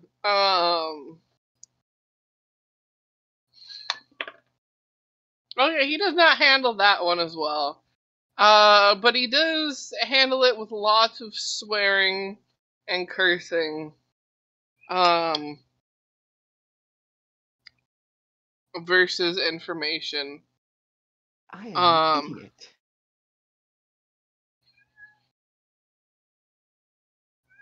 So, Yeah, no one re-gagged him at that point, so he got real loud. Yeah, you're right. I did forget to gag him. Shit. Can I prestidigitate a gag into his mouth? Wait, hold on. I need to look and see if that's actually Have it be water. a I think you can do thing. that with prestidigitation. Because I can make an object, but I don't. It can fit in my hand. If it can fit in your hand, it can fit in the back of his throat.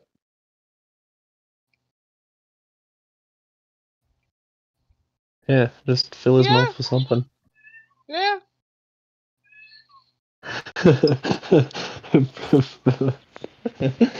Had a great torture idea. Just look at somebody and just be like, I'm gonna fill your mouth with Legos. Ooh. I'm gonna do something not as bad as mouth full of Legos, because that would suck, but we need his mouth intact so he can talk. I'm going to... Come on, fuck D&D Beyond work. I'm going to recast... Ah, yes, I can. And find familiar, so I can change the form to that of a rat. And Edgar Allan Crow is going to crawl up his crotch. Maybe his It's rat Edgar Allan Rat now. True. Doesn't have the I'm same sorry, ring to it. No. By the way, It's Ratker. Ratger Allan Poe. and before I have the furry rodent crawl up his orifices, I'm going to look over at him and ask, are you willing to break your refusal to speak? Or does my associate have to rummage around in your insides? Rearrange our guts, if you will, a little bit. You won't die. Yet. He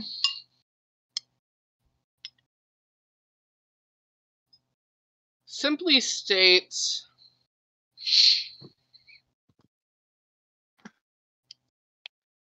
I will not risk what may befall my child if I talk.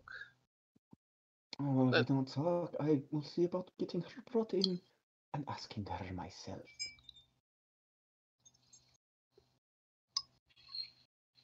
I'm only interested in the information. I don't have any interest in harming your daughter. Surely you can see that it is in everyone's best interest to not be so stubborn. Didn't look into the sands your own damn selves. You're going Like to I tell said, me where exactly to look. there is one place that provides life in the sands. An oasis. Like I said, it is on most maps. It is hard to get to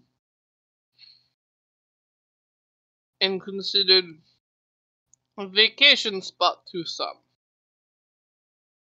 What is its name?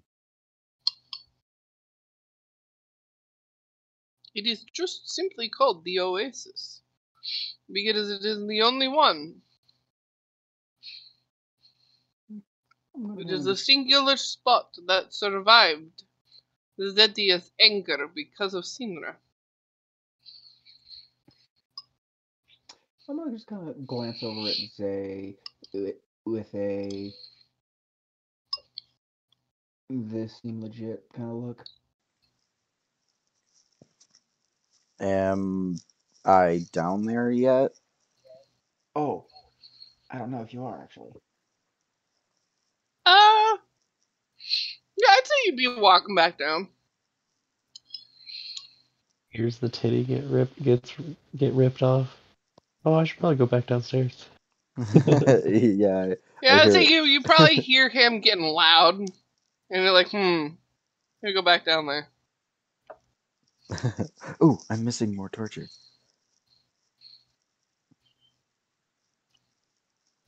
There are two types of torture: torture for information's sake and torture for torture's sake. You said you looked at me to see if he was being legit? Yeah, because don't you have your mind reading going? It only lasts for a minute, so I think it would be gone by now. Oh yeah, it's long Oh gone yeah, by now. probably. Yeah. Never mind then. And unfortunately, I only have one casting of it, so. We also have another one we can ask. Yes, we do. Do you wish to keep the big kitty alive for the time being, or shall he be added to the list of candidates? Let's keep him alive for now. Very good. If he is alive, he doesn't seem to have need of his arms or legs. Would you agree? Well, I do want a coat. Oh, I have no intention of removing anything. Just a few small incisions here and there. This body is so fragile.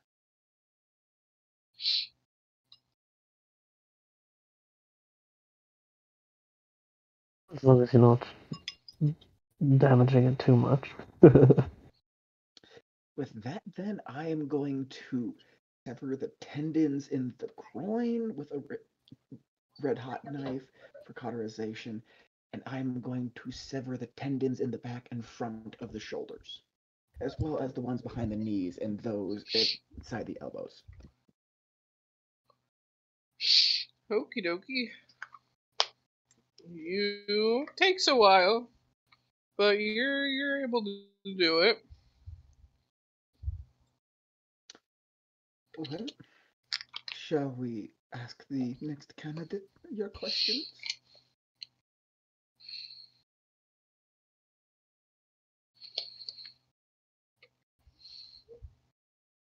He's just been getting, like, cuddled by your monster, hasn't he? Yep, he has. He is pretty frozen in fear at this point. With a giant, hulking, chittering meat suit. Like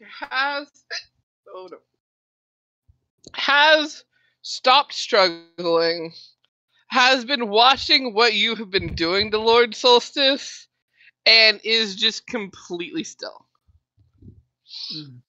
Going to turn. Would you like to talk? Or would you like the table? You know which one I am partial to.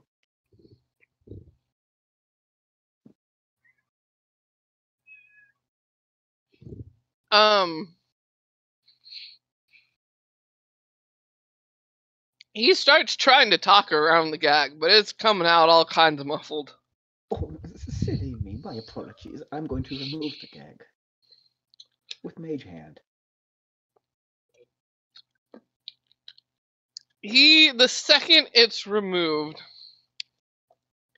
he just like goes, what would you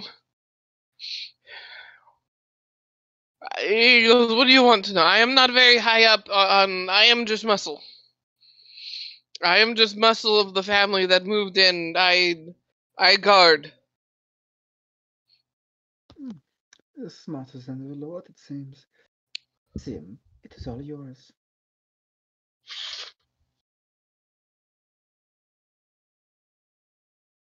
Sim will just kind of like crouch down in front of him. Well, he's definitely off the ground a decent bit. Oh, He's held by He's held by the 4-foot tall, child-legged monster. Well, Thorax is 4 feet off the ground. Yeah, the I thorax think is 4 feet. It is Oh, taller God. than 4. It is. it's probably like 6 or 7 feet tall. Well, probably more than 7 to 8-ish, maybe, just because of how long bodies are. Is it the top of the head is probably about at the 8-foot height. Big boy. But this guy, he's probably being held about like his feet probably 3 feet off the ground, sort of thing. So you don't need a crouch. Um,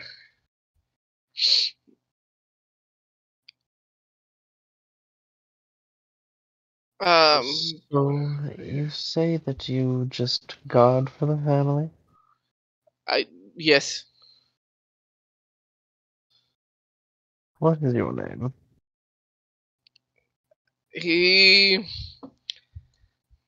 I've got to look through my notes.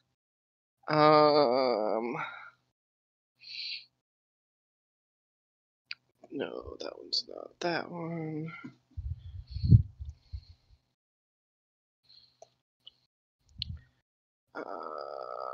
Do do do do do do do do do.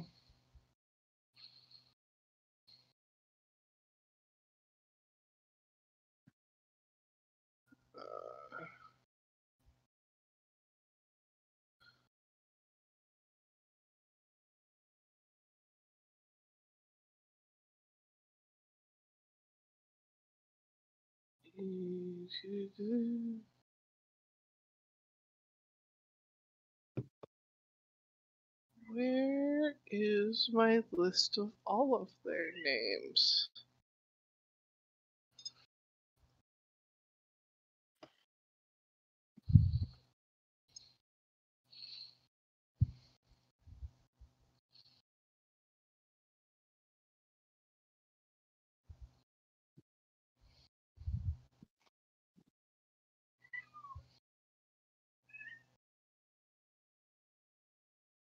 He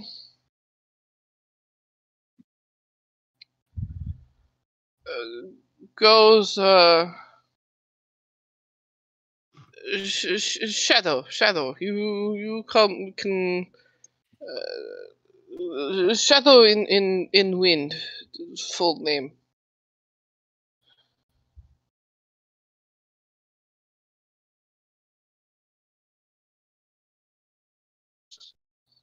Well, Shadow.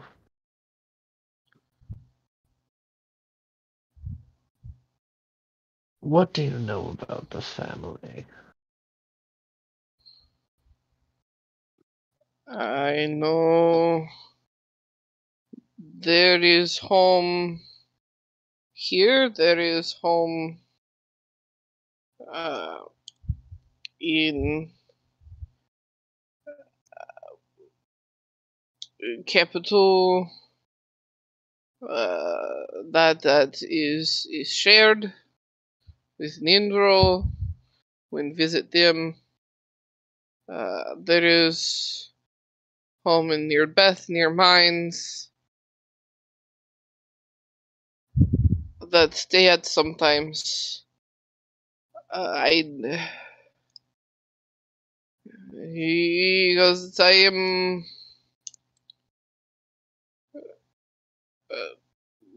go with those who he want guard.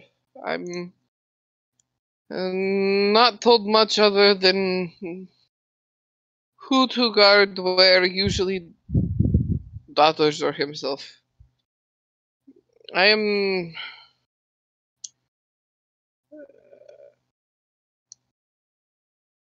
He kind of, it is.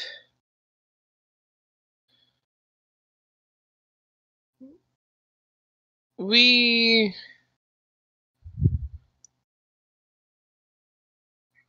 have same great grandfather, so I'm kind of far off on food chain, if you will.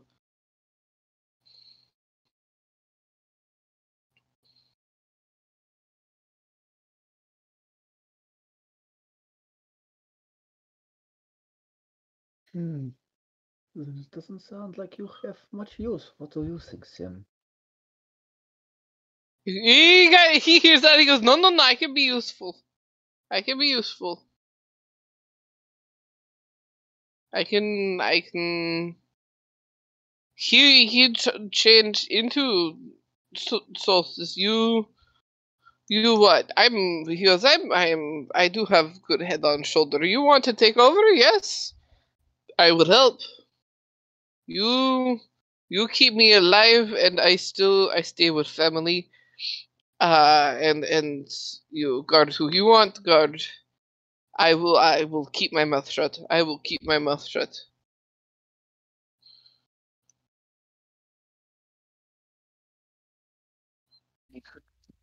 How would I know that you would keep your mouth shut? How would I know that you'd be loyal? I It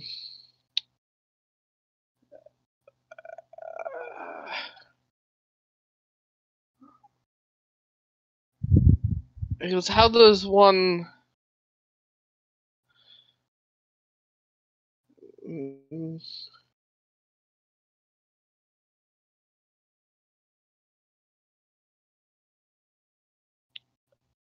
make it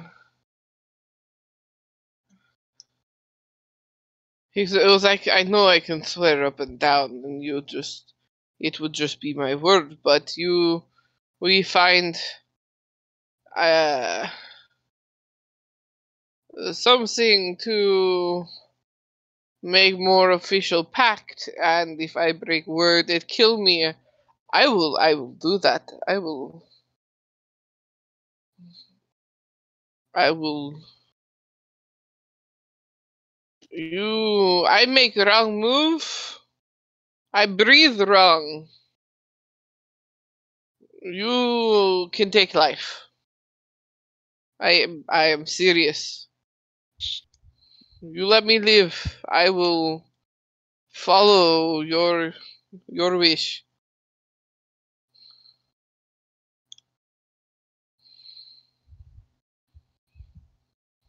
Sim just kind of turns and looks at Victor. Well, I suppose he could be useful. I don't know if I trust him. People will say anything to save their skin. True. He just kind of looks back at him. Or I could just let you know that if you so happen as breathe wrong, as you put it, I could just give you to the doctor to let him do as he pleases.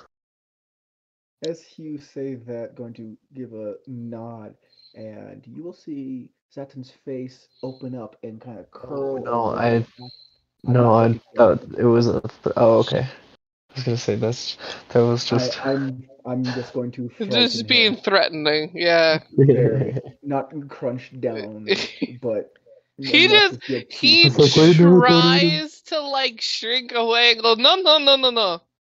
Don't let this thing eat me. Please. Then you He goes, better keep your toes in line, I suppose. Otherwise, I'm afraid my friend has a rather voracious appetite. every hair will be in line. I look forward to you breaking that. And It will then not the happen. face is going to retract and close.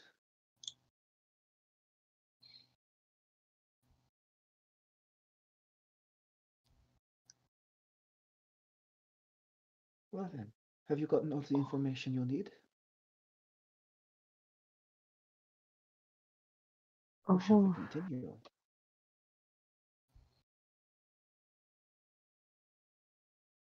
He kind of looks back towards Lord Solstice. He's like, well,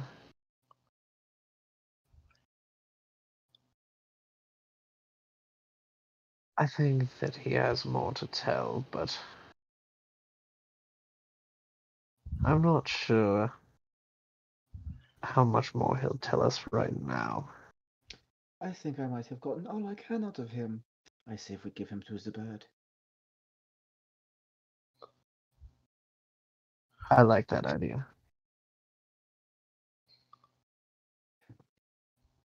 Oh, you You should kind of have turn stopped towards before I Zay. got your soul.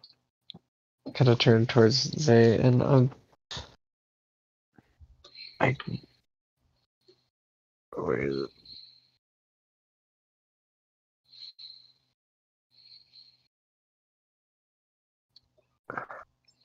What you gonna?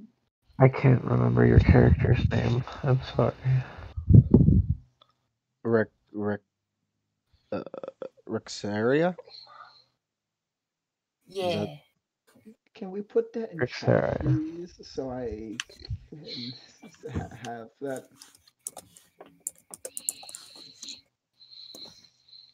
Thank you. Okay. Zay, Rexeria, do you have anything that you two would like to try with the kitty here? And we kind of just point towards Lord Solstice on the table.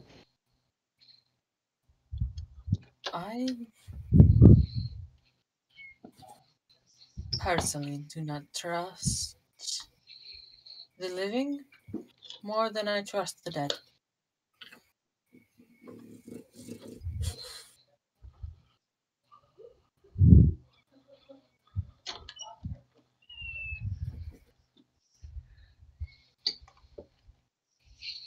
Are you saying you want to kill him? He could be an ally, and he could go running straight back and say everything that we have done. That is true. He has seen my workshop.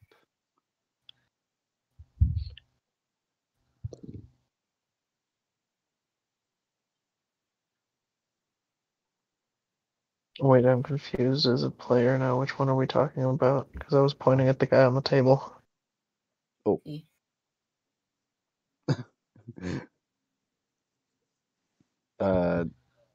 You were pointing to Lord Solstice then, not the henchman. Yeah. Ah.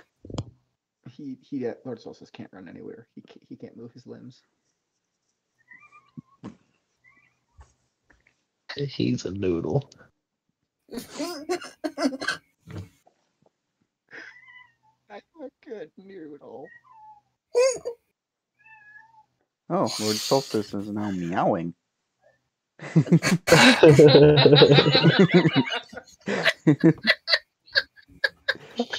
just broken and meowing. Mommy! Pick it up.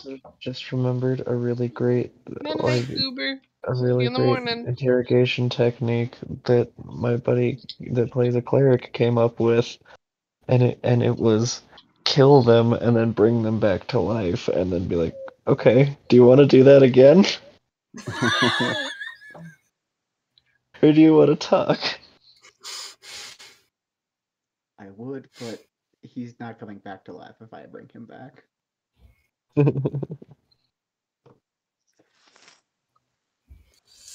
Have done something nearly similar, where it was just spare the dying. Yeah. Mm-hmm. It's not technically killing him, but basically. Let them be in the brace of their god and then just snatch him away.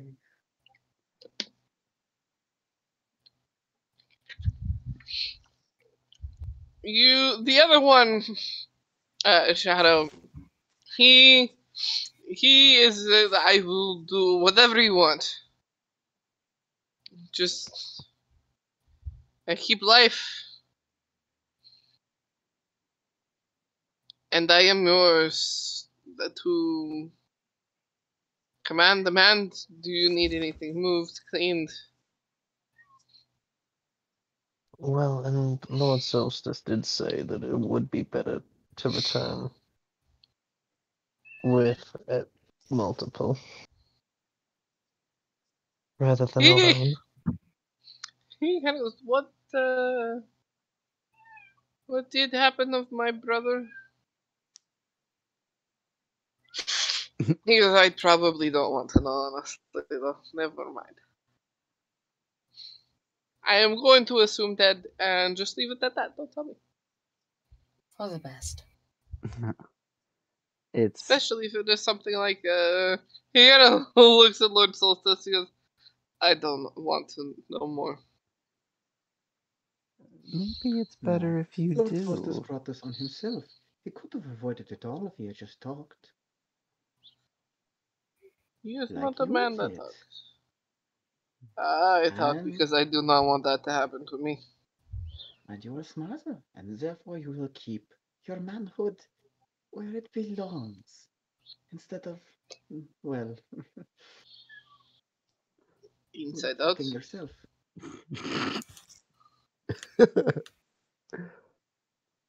Is Lord Solstice still gagged? Yes. Okay. Zay's gonna walk over to him and just kind of daintily run her hand across his cheek.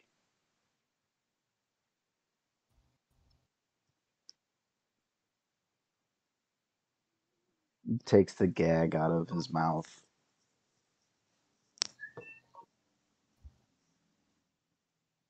What would you give to get out of this situation?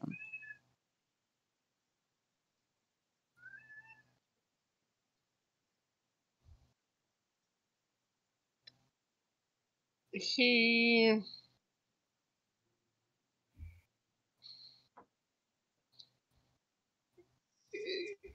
looks at you and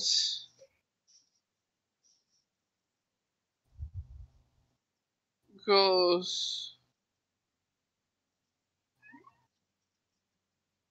what exactly would you want? Oh, no. I'm asking what you would give.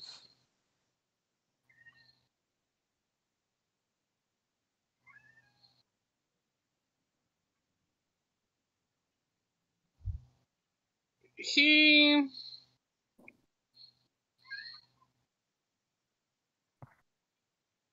there's I mean, for one thing, he's having a very, very hard time concentrating with Ratger Allan Poe.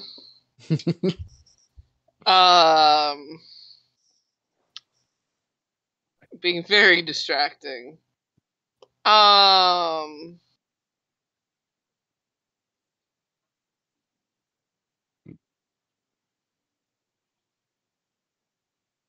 He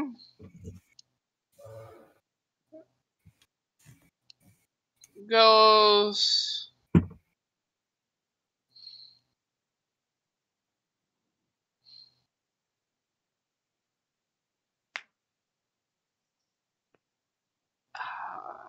what exactly? Trying to think of how he would word it.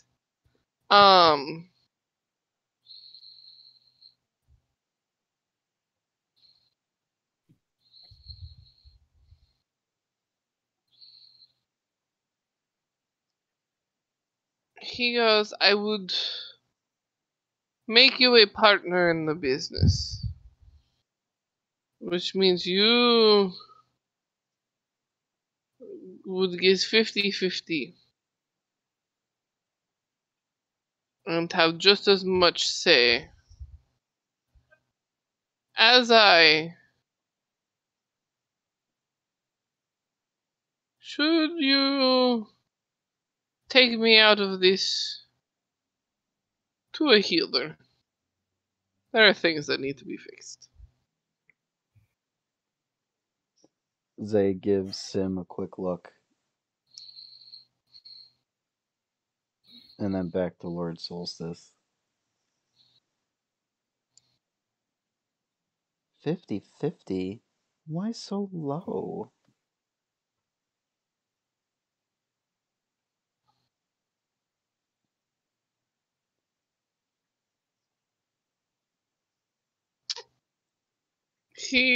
That is equal share. I don't think we're very equal right now, are we?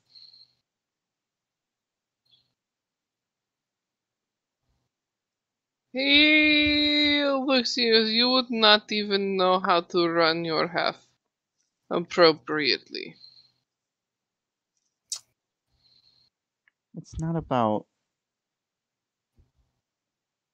getting the money.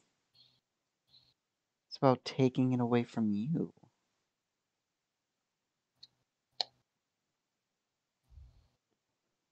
What are you really afraid to lose?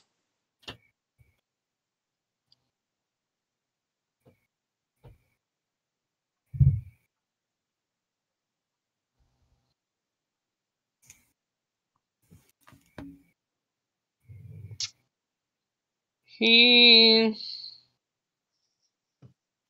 goes, there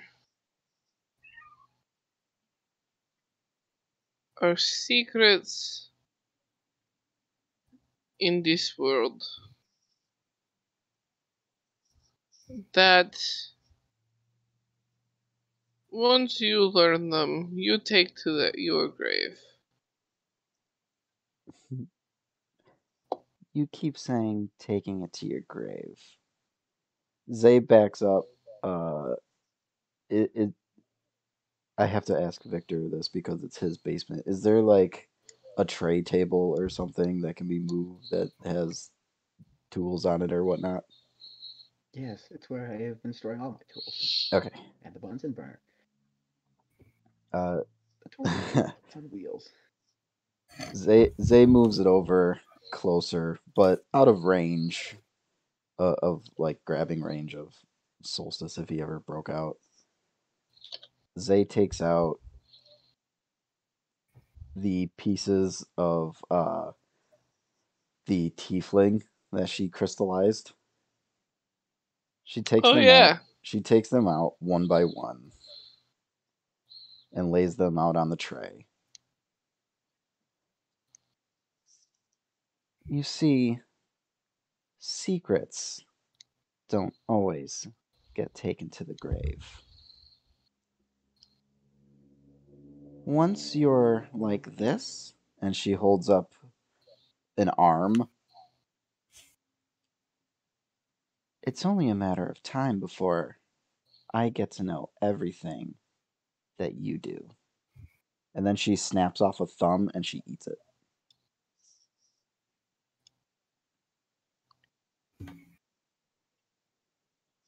So it's better if you There's just tell us now. a glare. And you're in league with them.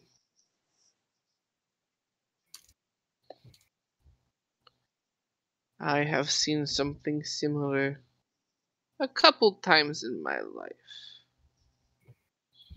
So you understand. Your secrets to the grave comment mean nothing to me.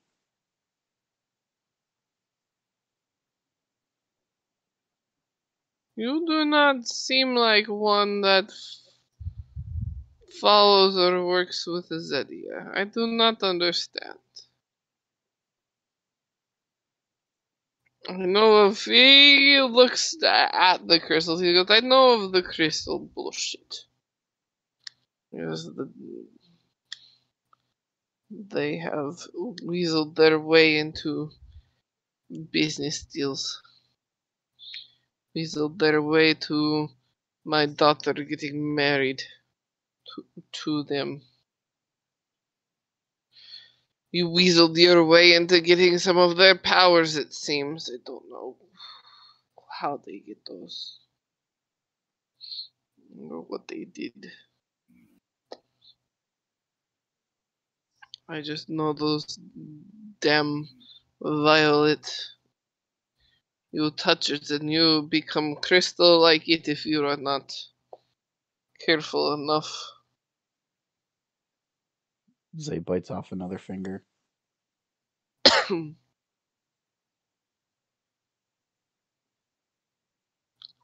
He grumbles a bit and then looks over towards Victor. And he goes, "It would be much easier to think if you called off your damn rat." Oh, yes, my apology. Edgar, if you wouldn't mind coming out of the poor man's insides.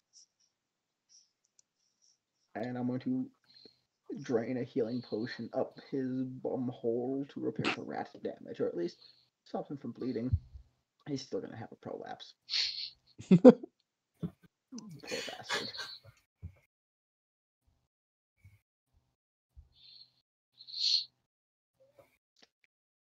Love chaotic evil. Anyways.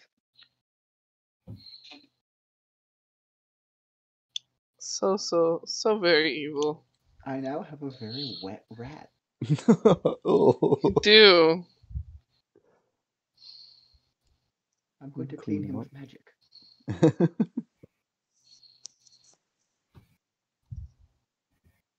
And don't worry, dear friend, I will put you back to your usual form as soon as I am able. Now then, you are free of distractions. Please continue.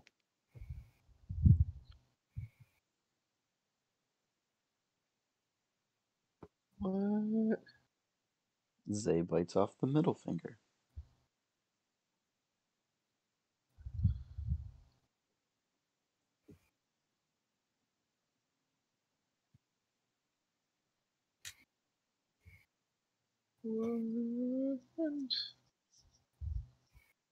Speakers.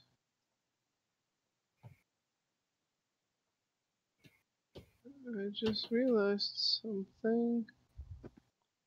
Oh. Something went and unbarked itself. No. It stopped picking up you guys. Uh-oh. Ugh. What happened? It Lord was doing the Koth bouncy got bounce earlier. so scared that he They shit got too the scared. audio. Yeah. Maybe that worked now? I guess we gotta say something in order for Boogly it to be picked up. Spooky. It's almost spooky season. Okay. Delete that source.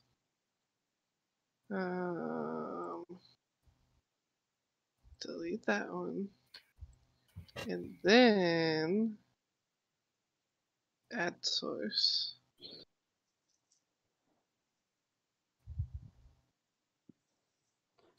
Oh yeah, I need to.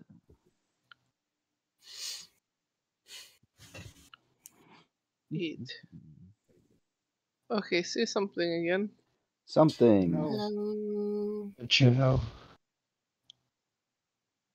Why is it not doing the thing? Why did it bark itself? Why? Uh-oh.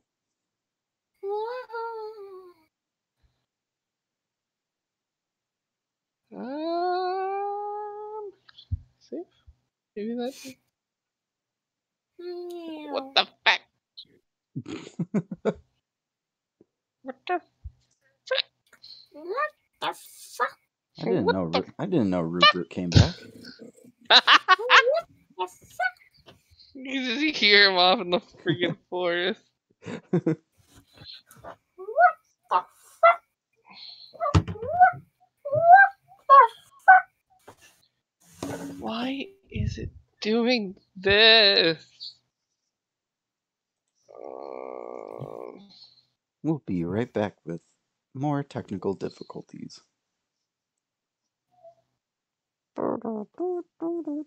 Okay, say something again. Something. Anybody. Say something. Why is it even that? It's so strange. Okay, usually this is one of the one things that works, and it's adding Discord as one of the audio inputs for it. Because if it's not picking it up through its normal source, usually telling it to get Discord's audio works. Huh. And it's not picking up Discord. Very much interesting. That is weird. What the crap?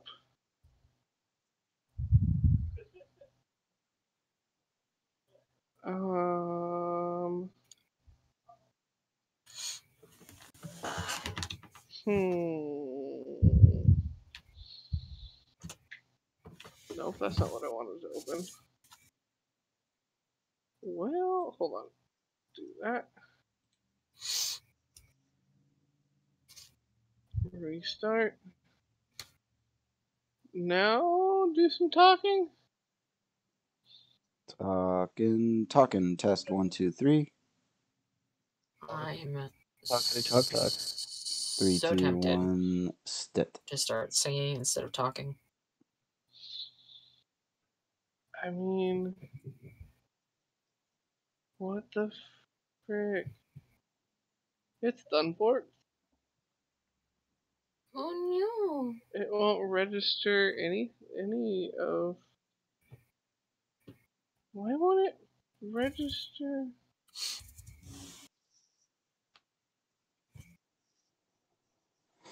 Because it has that one. That's my mic. Because that's me talking. And then that one should be the speaker. Because that's the way it's supposed to do. And it won't even register that Discord's making noise at all. And that's my usual backup when it normally fucks up. That's weird. I don't understand. Why does it also always only fuck up? Like, I never have issues Tuesday. I never have issues Tuesday. I only have issues streaming on Thursday for some reason. That's weird. I don't know. We're too much for your system. Yeah, you scared it. You got too scary and it got scared. Like I can't get it to pick up any of their audio. None of my tricks are working. Yes, I tried turning it off and turning it back on. Well, I'm out of ideas. Is it plugged in? Well, beans. Yeah. Oh well. Oh well. Oh well. Keep going. It'll be on YouTube. Sorry, stream. It'll be on Bye. YouTube. Yeah. Oh, It'll be yeah. on YouTube. Sorry, stream. Well, that happened. Oh yes, Rip. you removed Rat from Insides. And asked, what is he so afraid of? Something like that? Yeah, something like that. Just basically tell your secrets because while you're alive, because I'll get them if you're dead anyway. Oh yeah, and then he retorted that you I was in league with the Varzans. the Varzans, but also that you didn't look like anybody that like worked alongside with Zedia, because he doesn't, other than recognizing the crystal as something he's seen from one of the Varzans before. He doesn't know about the soul stealing thing at all.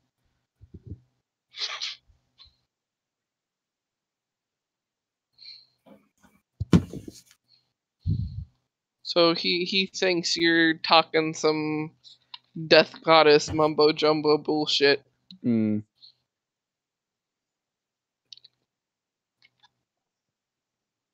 And basically says you don't fit the bill. Ah.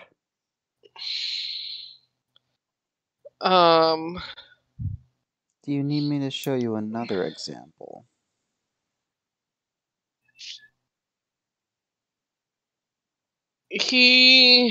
I can go get your other one that I turned into this, and she just waves around the arm.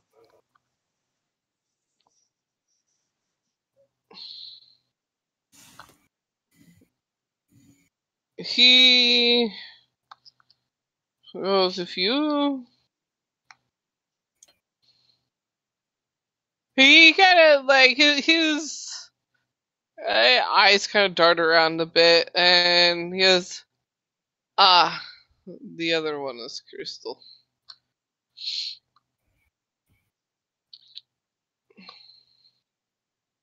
He goes, like I said,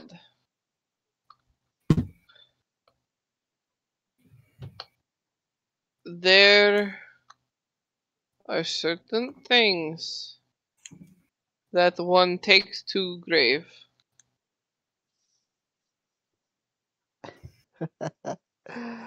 I have told you where to look into things your own self. I will not risk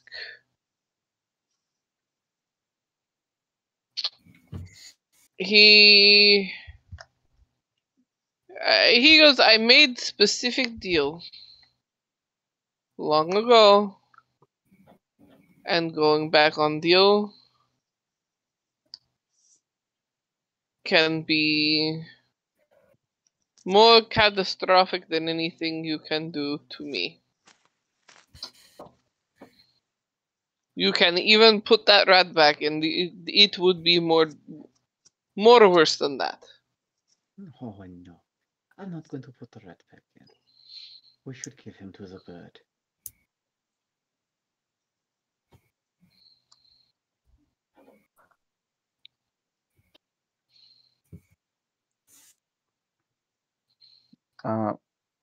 Can I just, in my head, I just want to ask Hexus if he's able to give me the name of the last one that I sent to him? You just kind of start to think it, and you get Nimble Claw.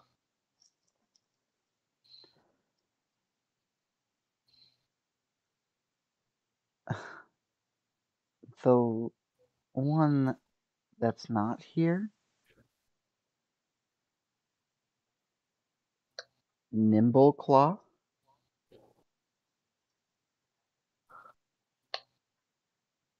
Well, he never exactly gave me his name, now did he? He goes, how would I know that? He could have given you his name.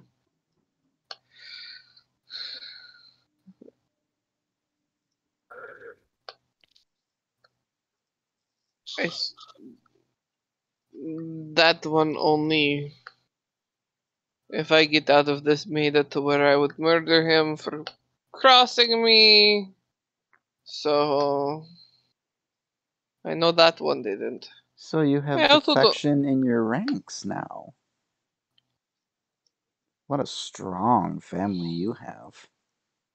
Everyone does. There is not a single place that does not have someone that goes against the word or can be bought out. That is just the world.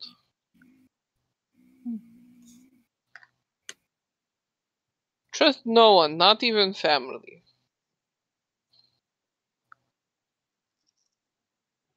Just looks at Sim. He trusts nobody.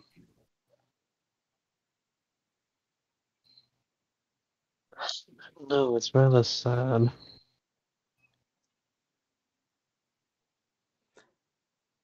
Do you even It seems trust like Amber?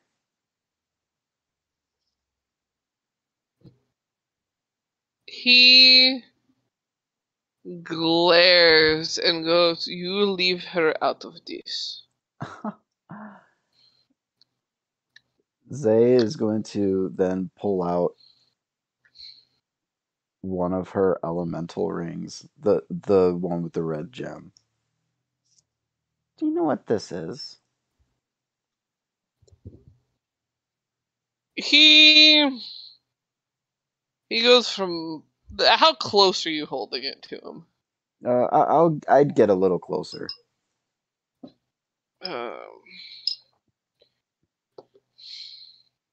Doesn't now, and he doesn't fucking.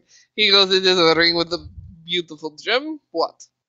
A beautiful gem that can summon a fire elemental.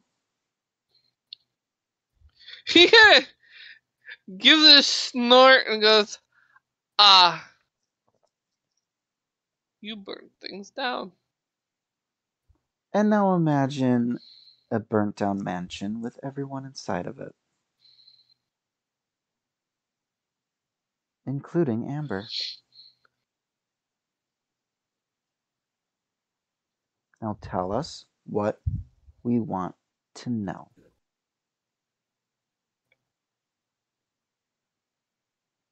I tell you, I condemn her anyways.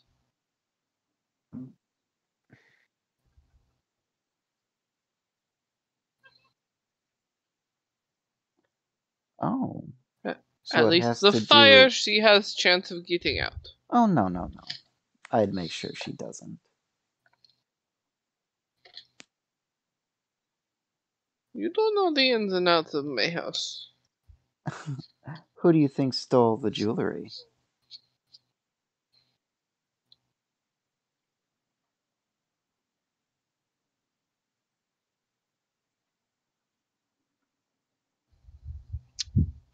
Who do you think sold it? That tracking device? Very clever.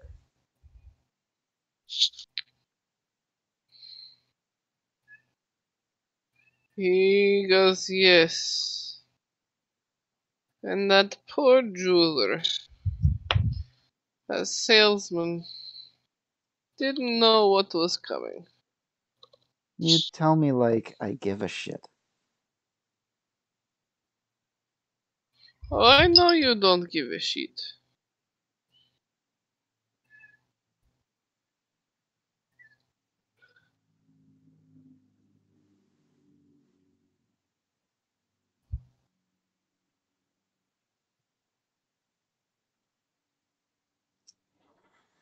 You so light the house on fire. Maybe she leave, maybe she don't. At least I did not break my vow and absolutely condemn her. At least she has some form of chance. Ah.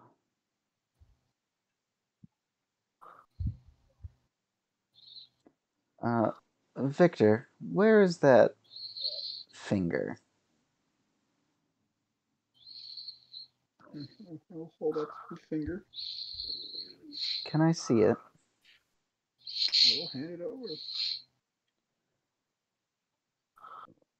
I'm gonna hold it right in front of his face. And then it just crystallizes in front of him. You see how easy that is?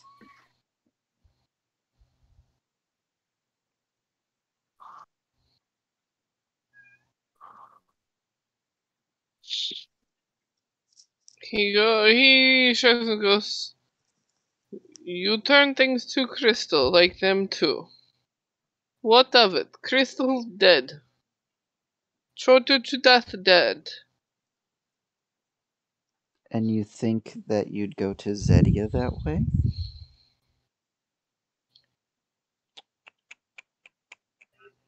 We die, we go into the afterlife of Zedia's realm.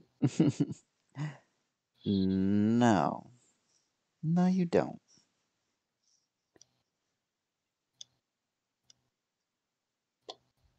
You go to where I send you.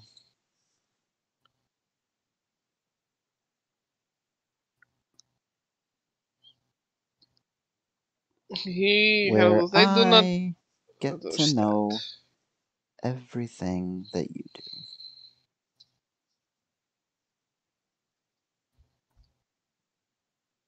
Can if I think about that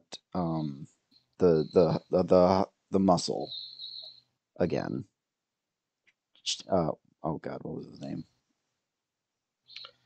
It was like Shadow Claw or something. A nimble claw. Nimble Claw. Can I recall back in the memory or of like something that Lord Solstice told him as they were leaving their house?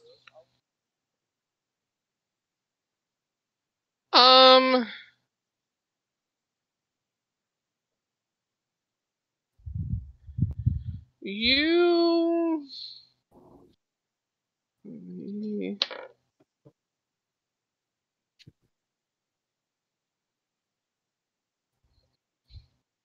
You get from Hexus this time that he's being a bit more stubborn. Easy with the name, stubborn with everything else, it seems.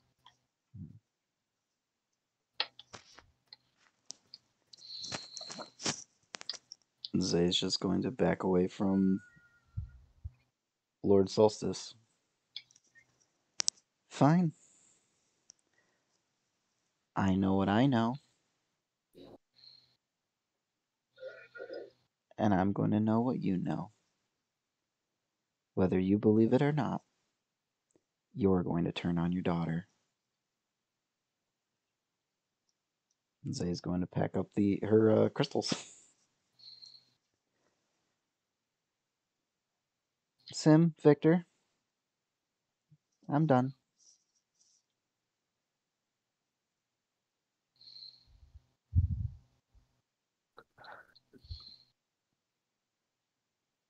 Well, I guess we should let him rest for now, then. I agree.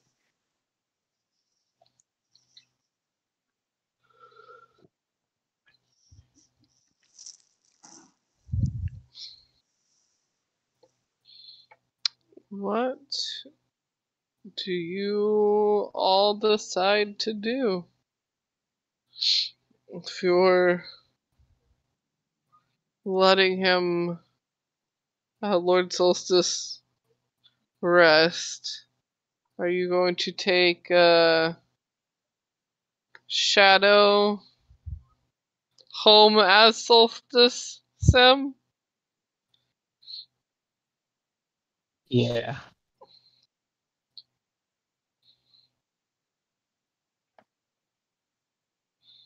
I'll take his outfit and everything. Make my way over there. So you've got certain things to place in the home as well.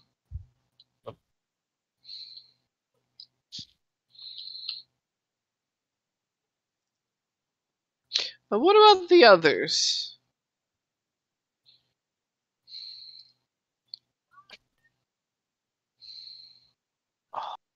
Would you like a walk around town, Rexeria?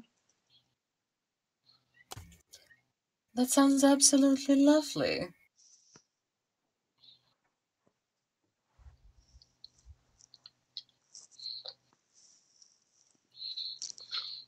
Is Victor gonna babysit? Kitten. Victor gonna kitten sit? I'd just make the big kitty go sleepy time for a little bit. And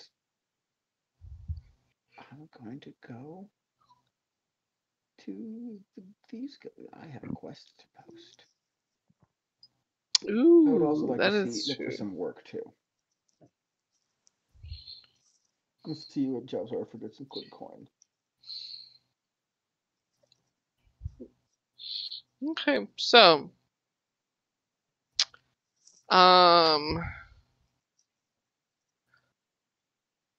Victor, you are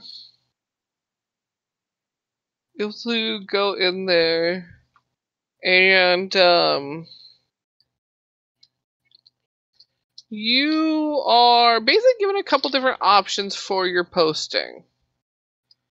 Anything can post anything. Anyone can post a job up on the board. But you are informed if you want jobs to be taken quicker or by people that are a bit higher up or better. Two different things. Either higher reward or it might postpone it being posted a day, but waiting for one of the uppers to read over it and like give it their seal of approval. And then you'll definitely get a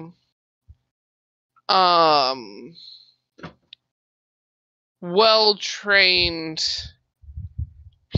or well-weathered adventurer, thief, what have you, picking up the job versus just anyone willy-nilly sort of thing. Mm-hmm. Well, after looking at my coin, I think I want to make a little bit more money before I post a job because I want to post a decent reward because I have a rather dangerous job for someone to do. Hazard pay and all that.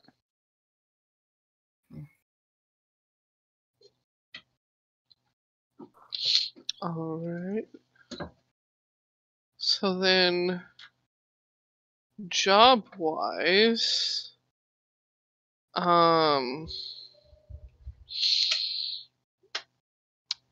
you... Let's see...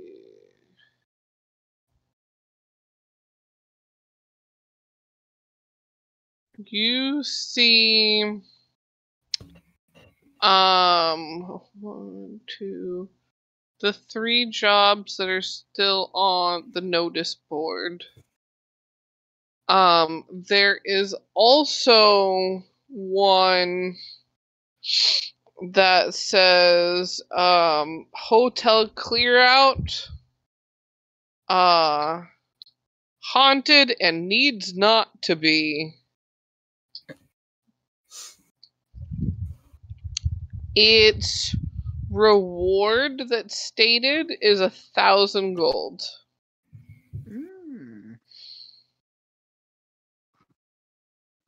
I'm gonna grab that one.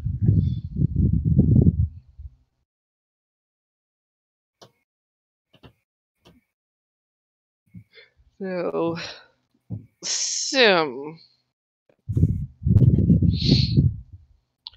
do you? I assume for everybody parts you get help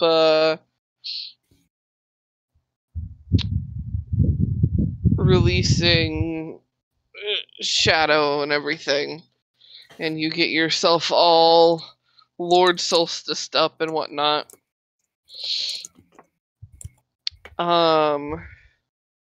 What is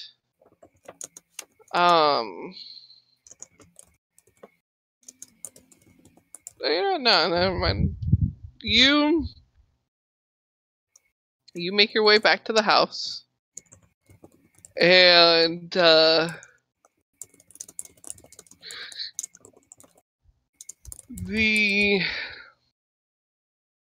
The door's locked. And Shadow kind of looks at you like, are you gonna unlock it? I would have grabbed like all his keys and like the ring and some shit. Okay, Fuck. you grab the key ring and Shadow kind of, not dramatically or anything, but very like nonchalantly kind of points out which one it is.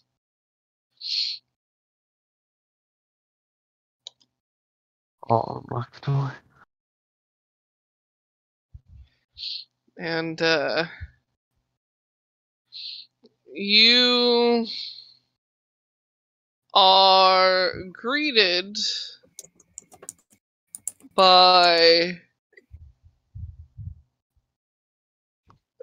Spark, who looks more on the tired side, and an Amber who looks like she's probably been bouncing off the walls. Because she rushes over as Spark kind of rolls his eyes. And she goes, "So, Father, how did it go?"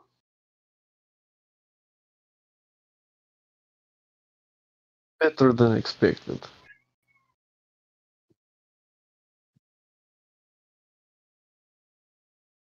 She gives a big smile. Really?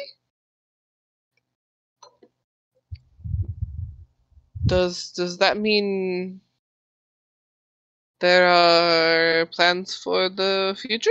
Maybe?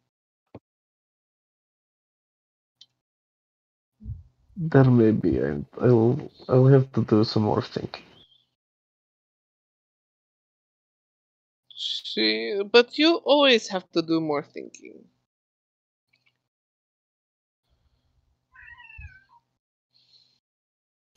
It is very late. I must sleep. She gives a huff. And she goes, "But Father, he has come over multiple times. He is sweet. Just a date. Just a date. You went and saw him and you cannot just approve at a date before going to bed?"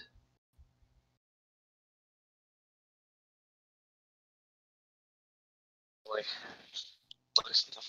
like pinches the bridge of his nose a bit. She looks up. Fine. One.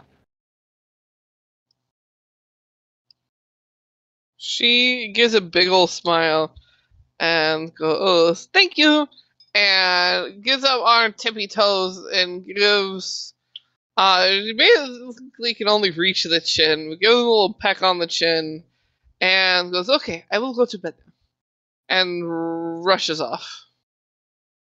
And as she rushes off, you hear Spark just give out a sigh and go, "She has been an absolute terror tonight."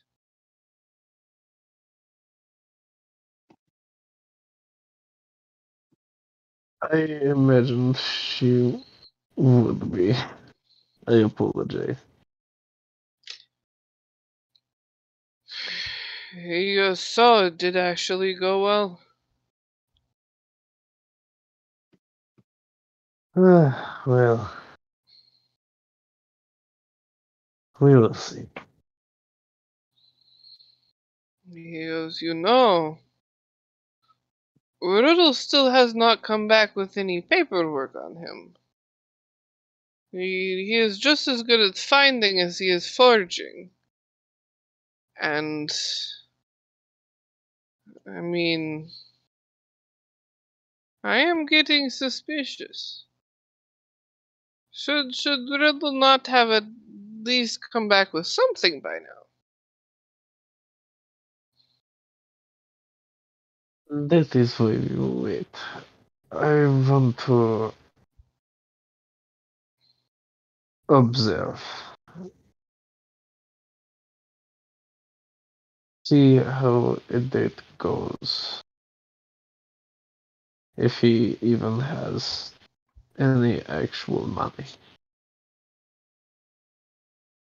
Or if he's all just talk. Yes. Well, you two seem tired. Much business, so you go rest now.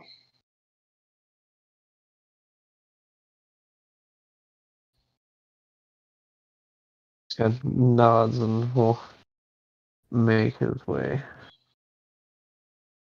to like his office.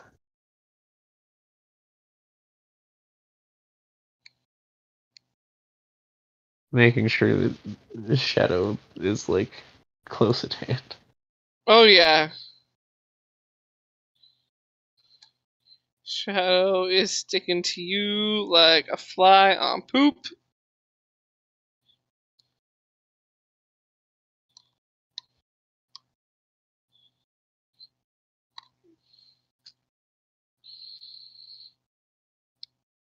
And not saying a word. Once he gets to like the office area, I'm gonna go in and lock the door, and then he'll place down the items.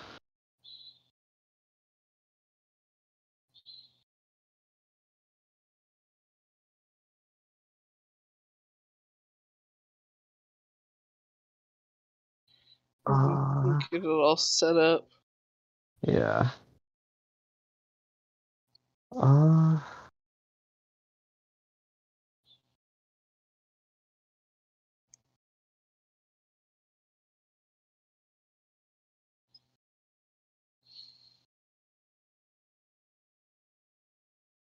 and then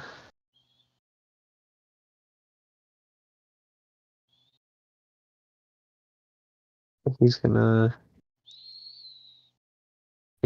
snoop the office. Snoop the office. Well,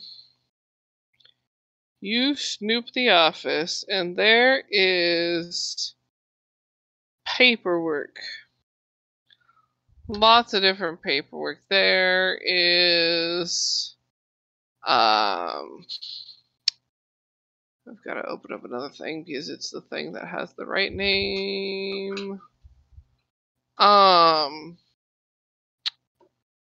So you find paperwork along with like sheets that have like the workers' names and things like that of the mines that are in the mountain range of the Anka on near Beth. You find basic sort of expenses sort of book. You also end up finding Jesus, Lulu, that was like 6 circles in rapid succession. You in a different cubby find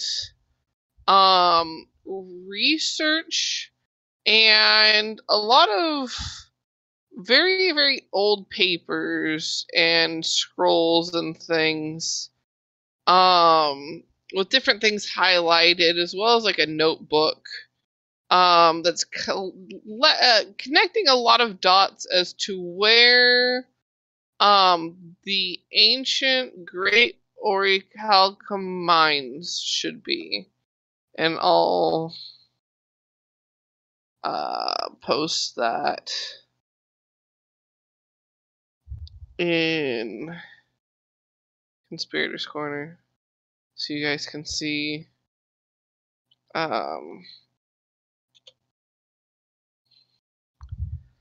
So as you're kind of flipping through, these mines are in a lot of different writings, but no one knows exactly where they were. There's different ones that suggest where they were or where they are or where they've sunk into from like the Great War and sort of thing.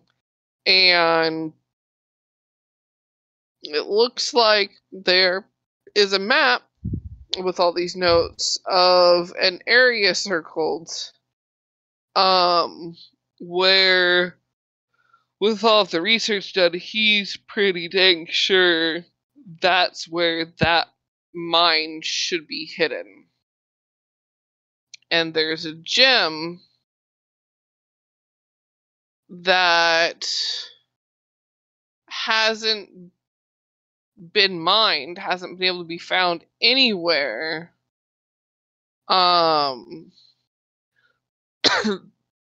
Other than in very, very, very ancient, basically ancient relics of items sort of thing, that have these gems in them. No new ones have been found or produced or mined. It was just that one mine that ever had that specific gem.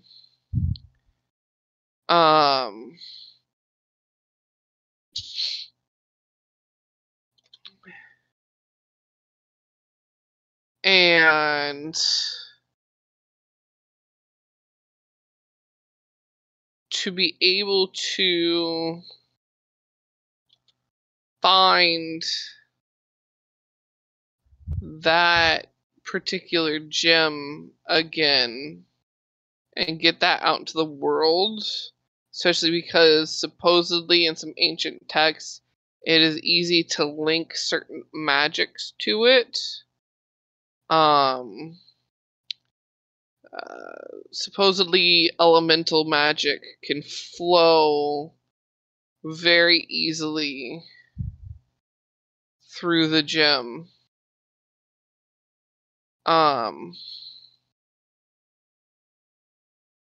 Like to have that in the world again, to be able to mine it and sell it, you'd be freaking rich. Like you wouldn't need any other mine basically. Like he could close up and sell off every other business and just have this one, and the family would be set for generations sort of thing.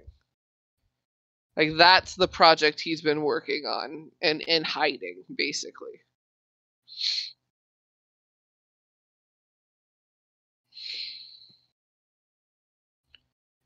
Oh, give me an investigation check as well. Oh boy. Skill. Where is it?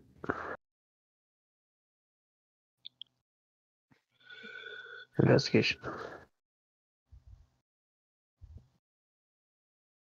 12. 12. You, as you're looking around and looking around, you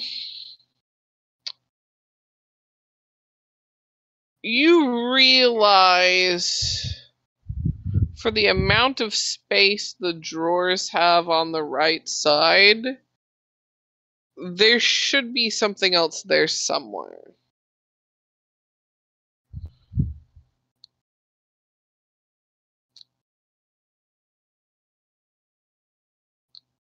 I'm gonna look for like false bottoms in the drawers. Roll that investigation. Where'd it go? I was just looking at it. Come on. Do the thing. God damn it. It's Leave me on being fucking dumb again. being a butt. Okay. Ooh, 19. Nice. It will As be you're a looking for roll false for me. bottoms, you end up finding a false back that would pulling it off. There is a spot for a key. A very different shaped key. Does it match the different shaped key on the key ring? It does happen to match the kind of off shaped one that's on that keyring that you took.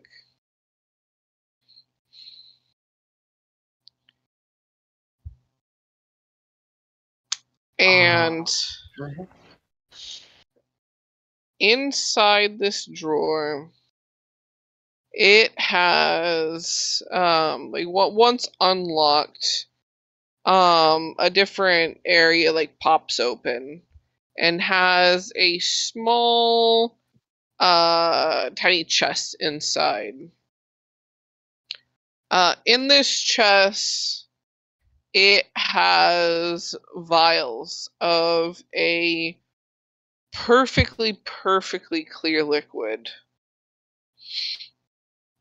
And it has on it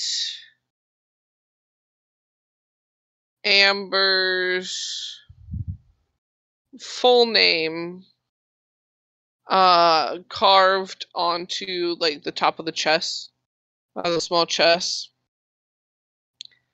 And on the inside of the lid, it has dates.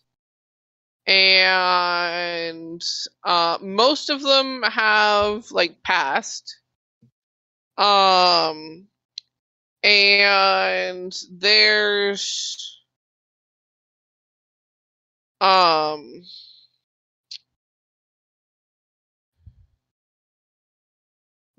do, do,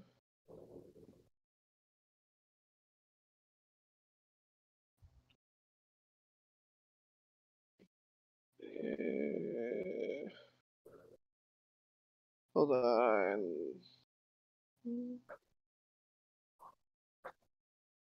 There's 5 vials in there.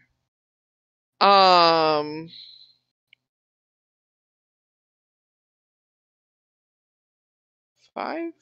Right? 4, 8, 12, 16, 17, 18, 19, 20. Yes. 4 are empty. 1 has an incredibly clear liquid in it. And there's a note in there, like there's a date that's a couple months off that's not checked off. But a note that says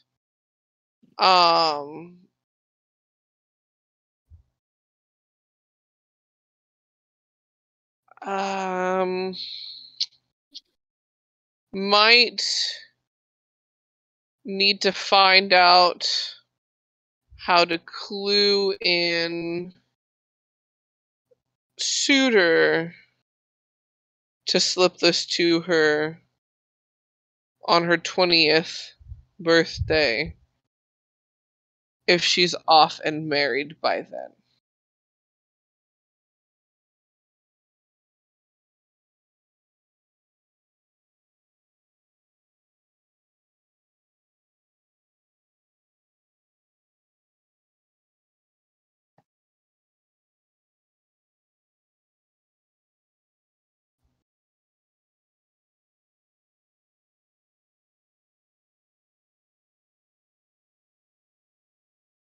But that is all that's in that, is that note with the chest that has her name. And now you know her 20th is in a couple months, sort of thing. I'm gonna cast Identify on the bio.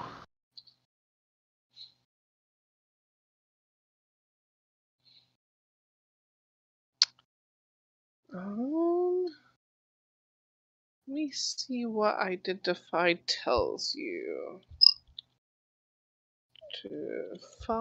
That's not how you spell Identify.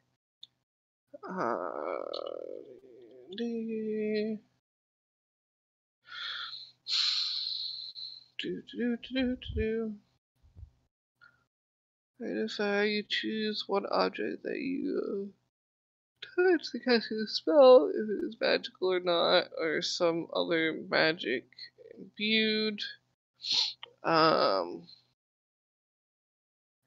Properties that requires attunement.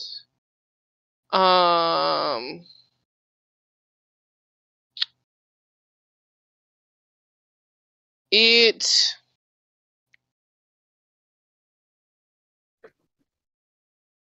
is like you're staring at magic itself. Like it is not magic imbued. It is magic. You know it's supposed to be drank.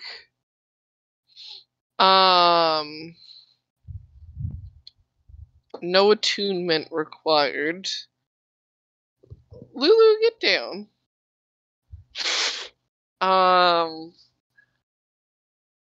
As far as other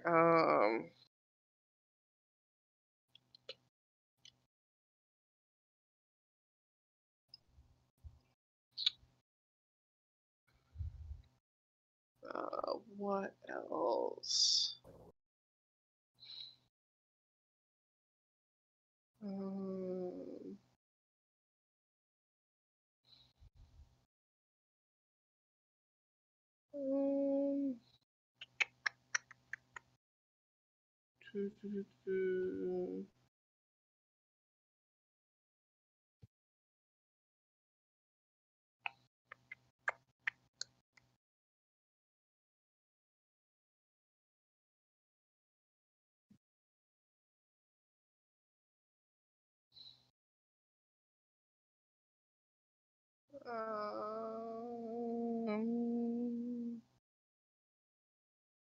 It's giving off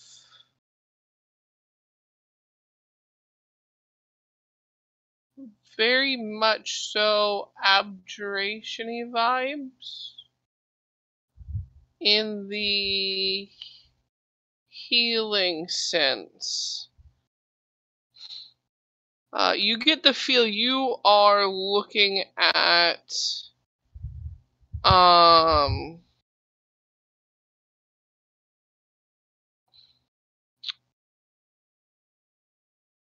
almost like an elixir of life sort of thing.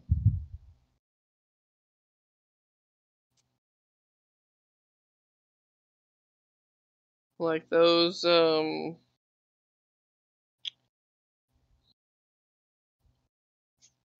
fairy tale-esque stories of you find that one little pool of water, and if you drink from it, it'll heal anything that ails you. It can make you live forever. Those sort of tales. You get that they might actually not be tales when you're looking at this.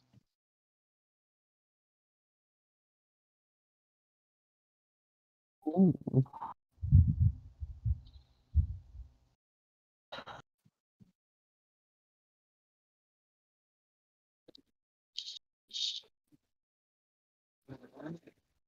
Well, I'm gonna pack that back into the chest.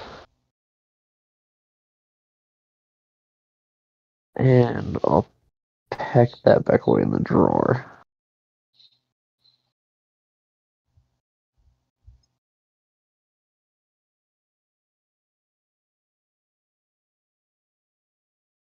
And then, I guess I'll kind of snoop around just a little bit more, see if I missed anything. And then, taking Shadow with me, I'd probably I'd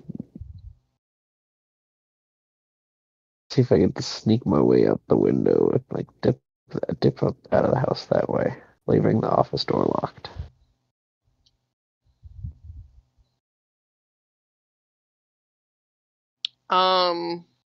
There isn't a window big enough to dip out of from the office. It's like kind of one of those thin, almost like bathroom windows. But you can lock the door, sort of exiting sort of thing. And he would like 100% get you, like help get you out of there, sort of thing. Like Okay, yeah, this would be your room, sort of thing. Here's where you can dip. Like, okay. but so you dip and make your way back, I assume. But with that, Zay, are you there, Zay? Is Zay dead? Yep. Nope. Zay Nope. died. Nope. I'm here. I'm here. Where are you showing around Rexeria? That depends if Rexaria has been in Velport at all.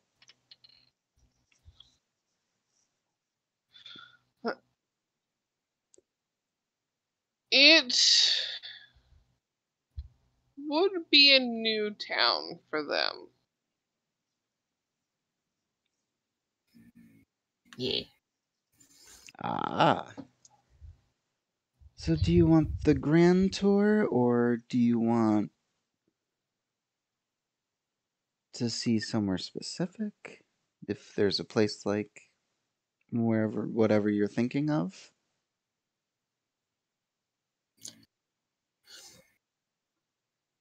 I don't really have anything on the top of my head, but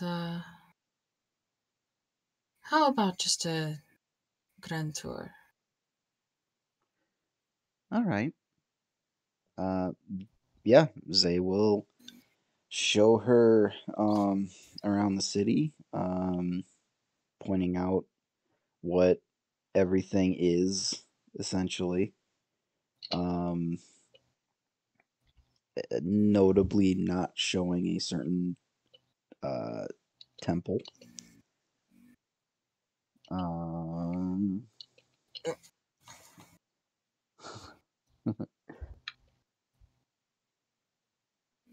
What was it called? Is it,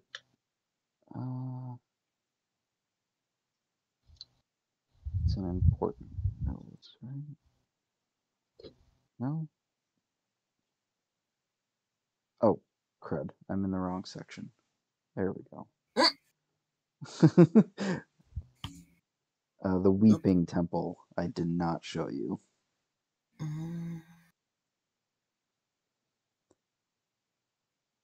That one is the Temple to Zedia. So, I don't know if you have the map pulled up, but basically, if it's like, yep, there's the Temple of the Winds, Temple of the Hunt, and then we're gonna go down past Minerals of Majesty and Love Blossoms. All right then. And then, are you hungry? I could eat. I know a lovely little place, and I'm going to walk her to the Cake is a Pie. Alrighty, so you make your way to the Cake is a Pie. Um,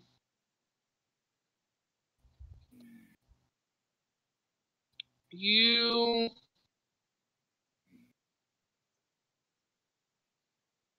before going down. Well, hold on. If you went that way, you would have gone probably down there. Rexeria, something that you would take of note.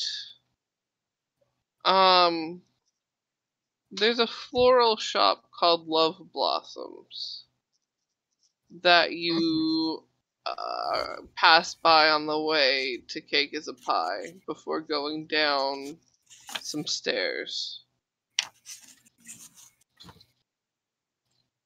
This is a side note. Pretty place. Oh, yeah. Um, Sells flowers and it's run by Ivy. That's her name, Ivy. You. It was mentioned you were going to replace Aegis. He Yes. frequented there a lot.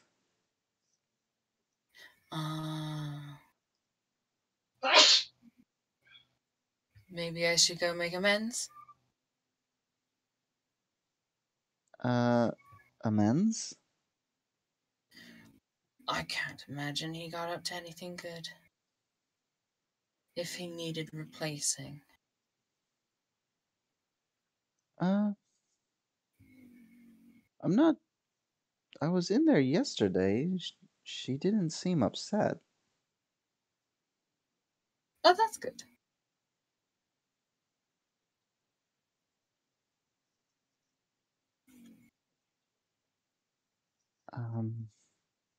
So, how long have you been with? Zay is gonna look around, see if anybody's out. not really. It's not like busy. How long have you been with the guild?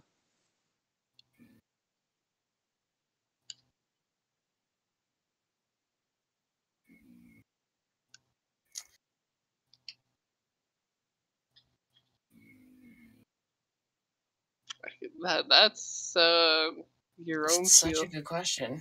How long do you think she would have been working with the guild? A few years, at least. I'll say 4 or 5 years now. Well, that's certainly longer than me. I mean, I've only been doing the little jobs, but just here and there, you know. Only recently started getting into it a little more heavy-handedly, shall we say. Well, it was certainly heavy-handed tonight. That is very, very much the truth. Fantastic trick you have, by the way. With what? Oh, how you turned that finger into crystal. It's no trick. My apologies. It's very dangerous if someone other than me or other people that have the gift touch it. I would suggest if you see a purple crystal, don't touch it. And maybe let you know right away? Yes. Sounds good.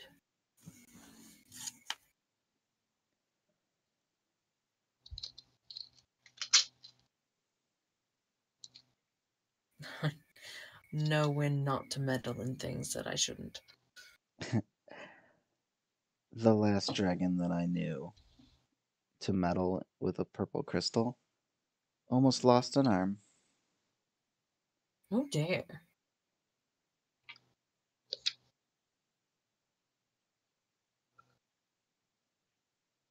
It was Aegis.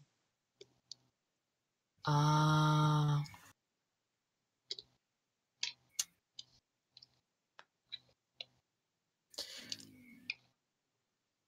This does not surprise me. Did you know him? No, like I said, if you need replacing, you've probably done something fairly stupid. How long were you supposed to stay with us?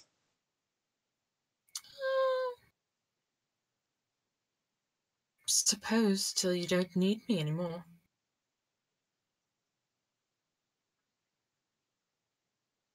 Well, that's a rather harsh way of putting it. Ah. My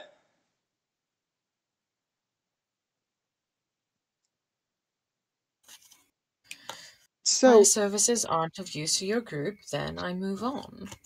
It's as simple as that. what do you offer? Well, if I do say so myself, I'm rather quick with a knife. Fairly quick on my feet. And,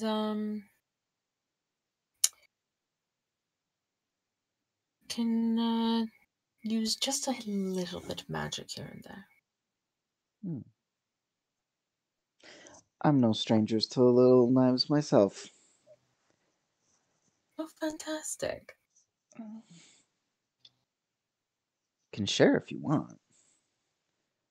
Oh, I probably should have said. My name's Zay. We never really got properly introduced. That's so true. My name is Rexeria. It's so good to meet you, Zay. Likewise.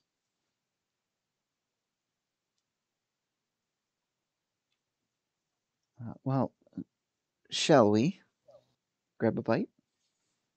We shall. Let's.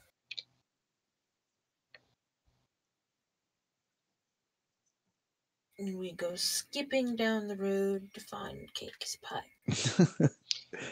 Yeah, so Skipping hand in Okay. hand. Cake. Necessary, don't you know? Zay, are you? I am still elf. You are still elf, so you are not the date Zay. No. I just needed to know how she would treat you walking in. But nah, she wouldn't treat you any differently because you're not the person that rented out the cake as a pie the other night Yeah. for the night. Yep. You don't look like that person right now. For Rexaria though, as you guys enter, there is this jolly looking fawn, Amia. She is in an apron and currently putting some things out on the far left side, some more of the treats that kind of stick around a little longer, sort of things. A little chocolates and caramels and things like that. As you both walk in, she is perpetually covered in puffs of flour everywhere. She hears the door and looks up, and goes, well, hello. What can I get for you? It's kind of in between things right now, so I don't have an awful lot to offer right now, unfortunately.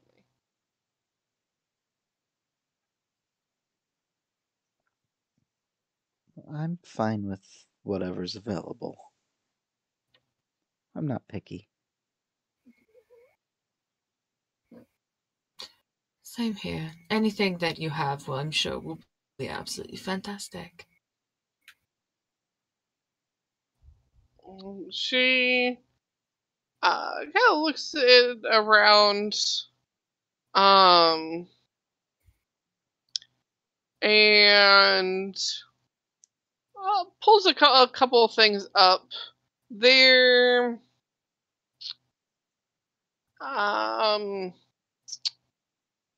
what do you equate the size to? Like those small teacup saucer sizes, about basically like really like mini pie sort of things. And she pulls a couple chocolate, a couple what look like would be cherry, a couple apple, and she goes, "If these look good, a discount for you on them. They're still absolutely delightful. It's just certain things after so long of being out, no one ends up wanting to buy them because they're not as fresh as you can get. So a lot of times I end up after a certain point of the night throwing things out."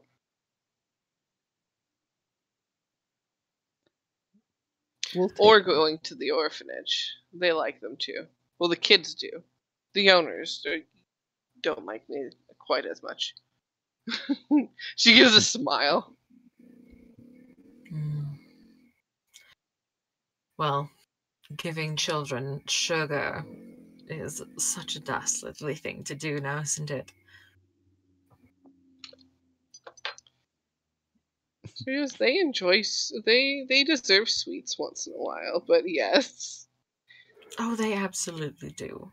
I'm very much in agreement.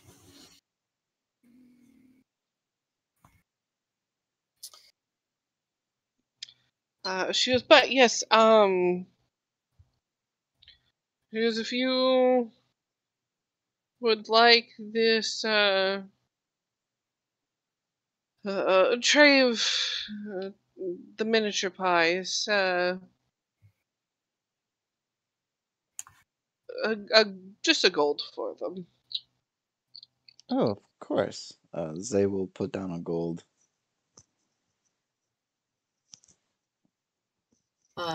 My treat Rexeria. for helping Oh. me move earlier. Why, thank you. I'm sure I can find a time to treat you as well. Mm.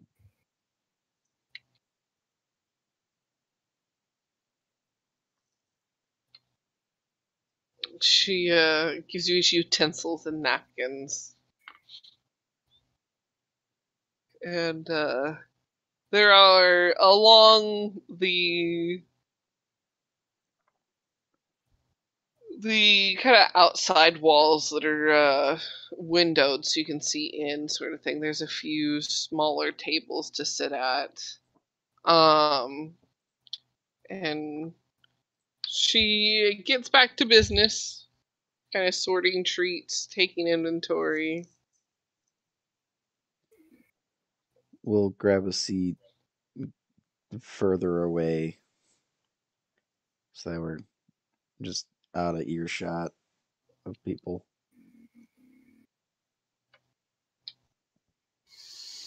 How big is that store? It's what would be If it's small equate enough, this there is no. yeah, equate the storefront to like a Starbucks sort of thing.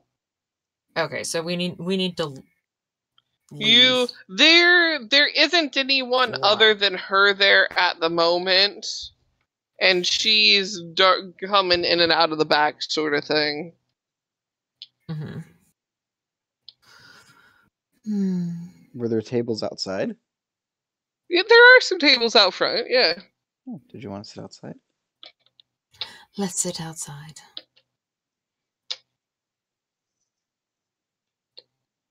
You grab a table, sit down.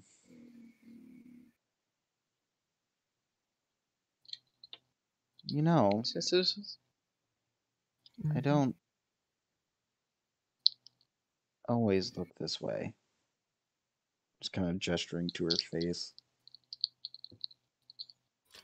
Oh, really? You have a disguise on. Zay just nods her head. Oh, that's fantastic. I can do a little bit of that myself.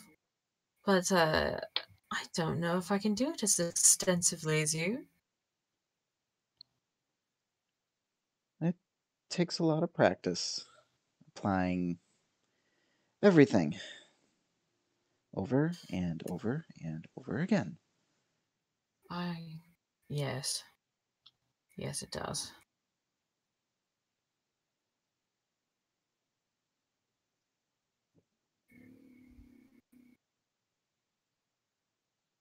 I find makeup just so itchy on my scales that, oof, sometimes it's hard to be able to find a good way to be able to disguise myself properly.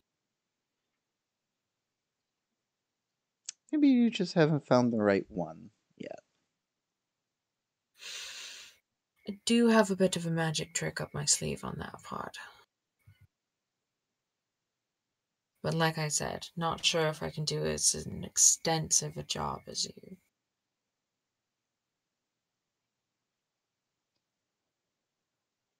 Well, you seem to just be full of tricks then. A little bit of magic, light on your feet, good with a little Yep. sharp pointy thing. Correct. And then in your head, Rexeria, you hear Zay speak.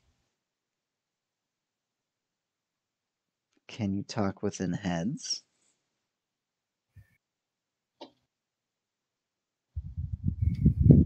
Zay would hear a response on purpose with her own message.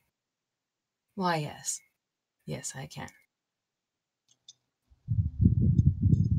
Was that a spell Like, or just, telepathic? yeah. It was a spell? It is a cantrip.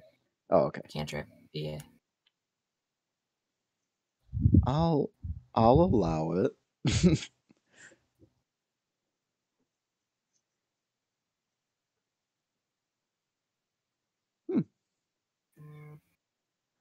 Well, it's good to have someone else to secretly talk to, I guess. Which is quite a useful,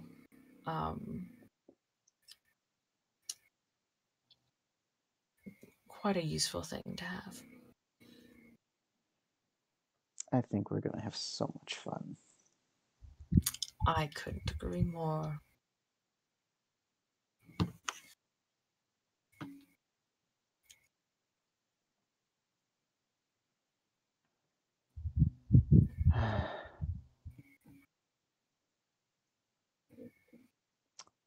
With that, we end the session with Zay and Rexeria chumming it up to some mini pies. Victor picking up a job listing from the job board, and Sim back at the house after snooping. That's where we'll pick up next week. I'd say goodbye, stream, but Yeah, stream broke. You guys broke stream.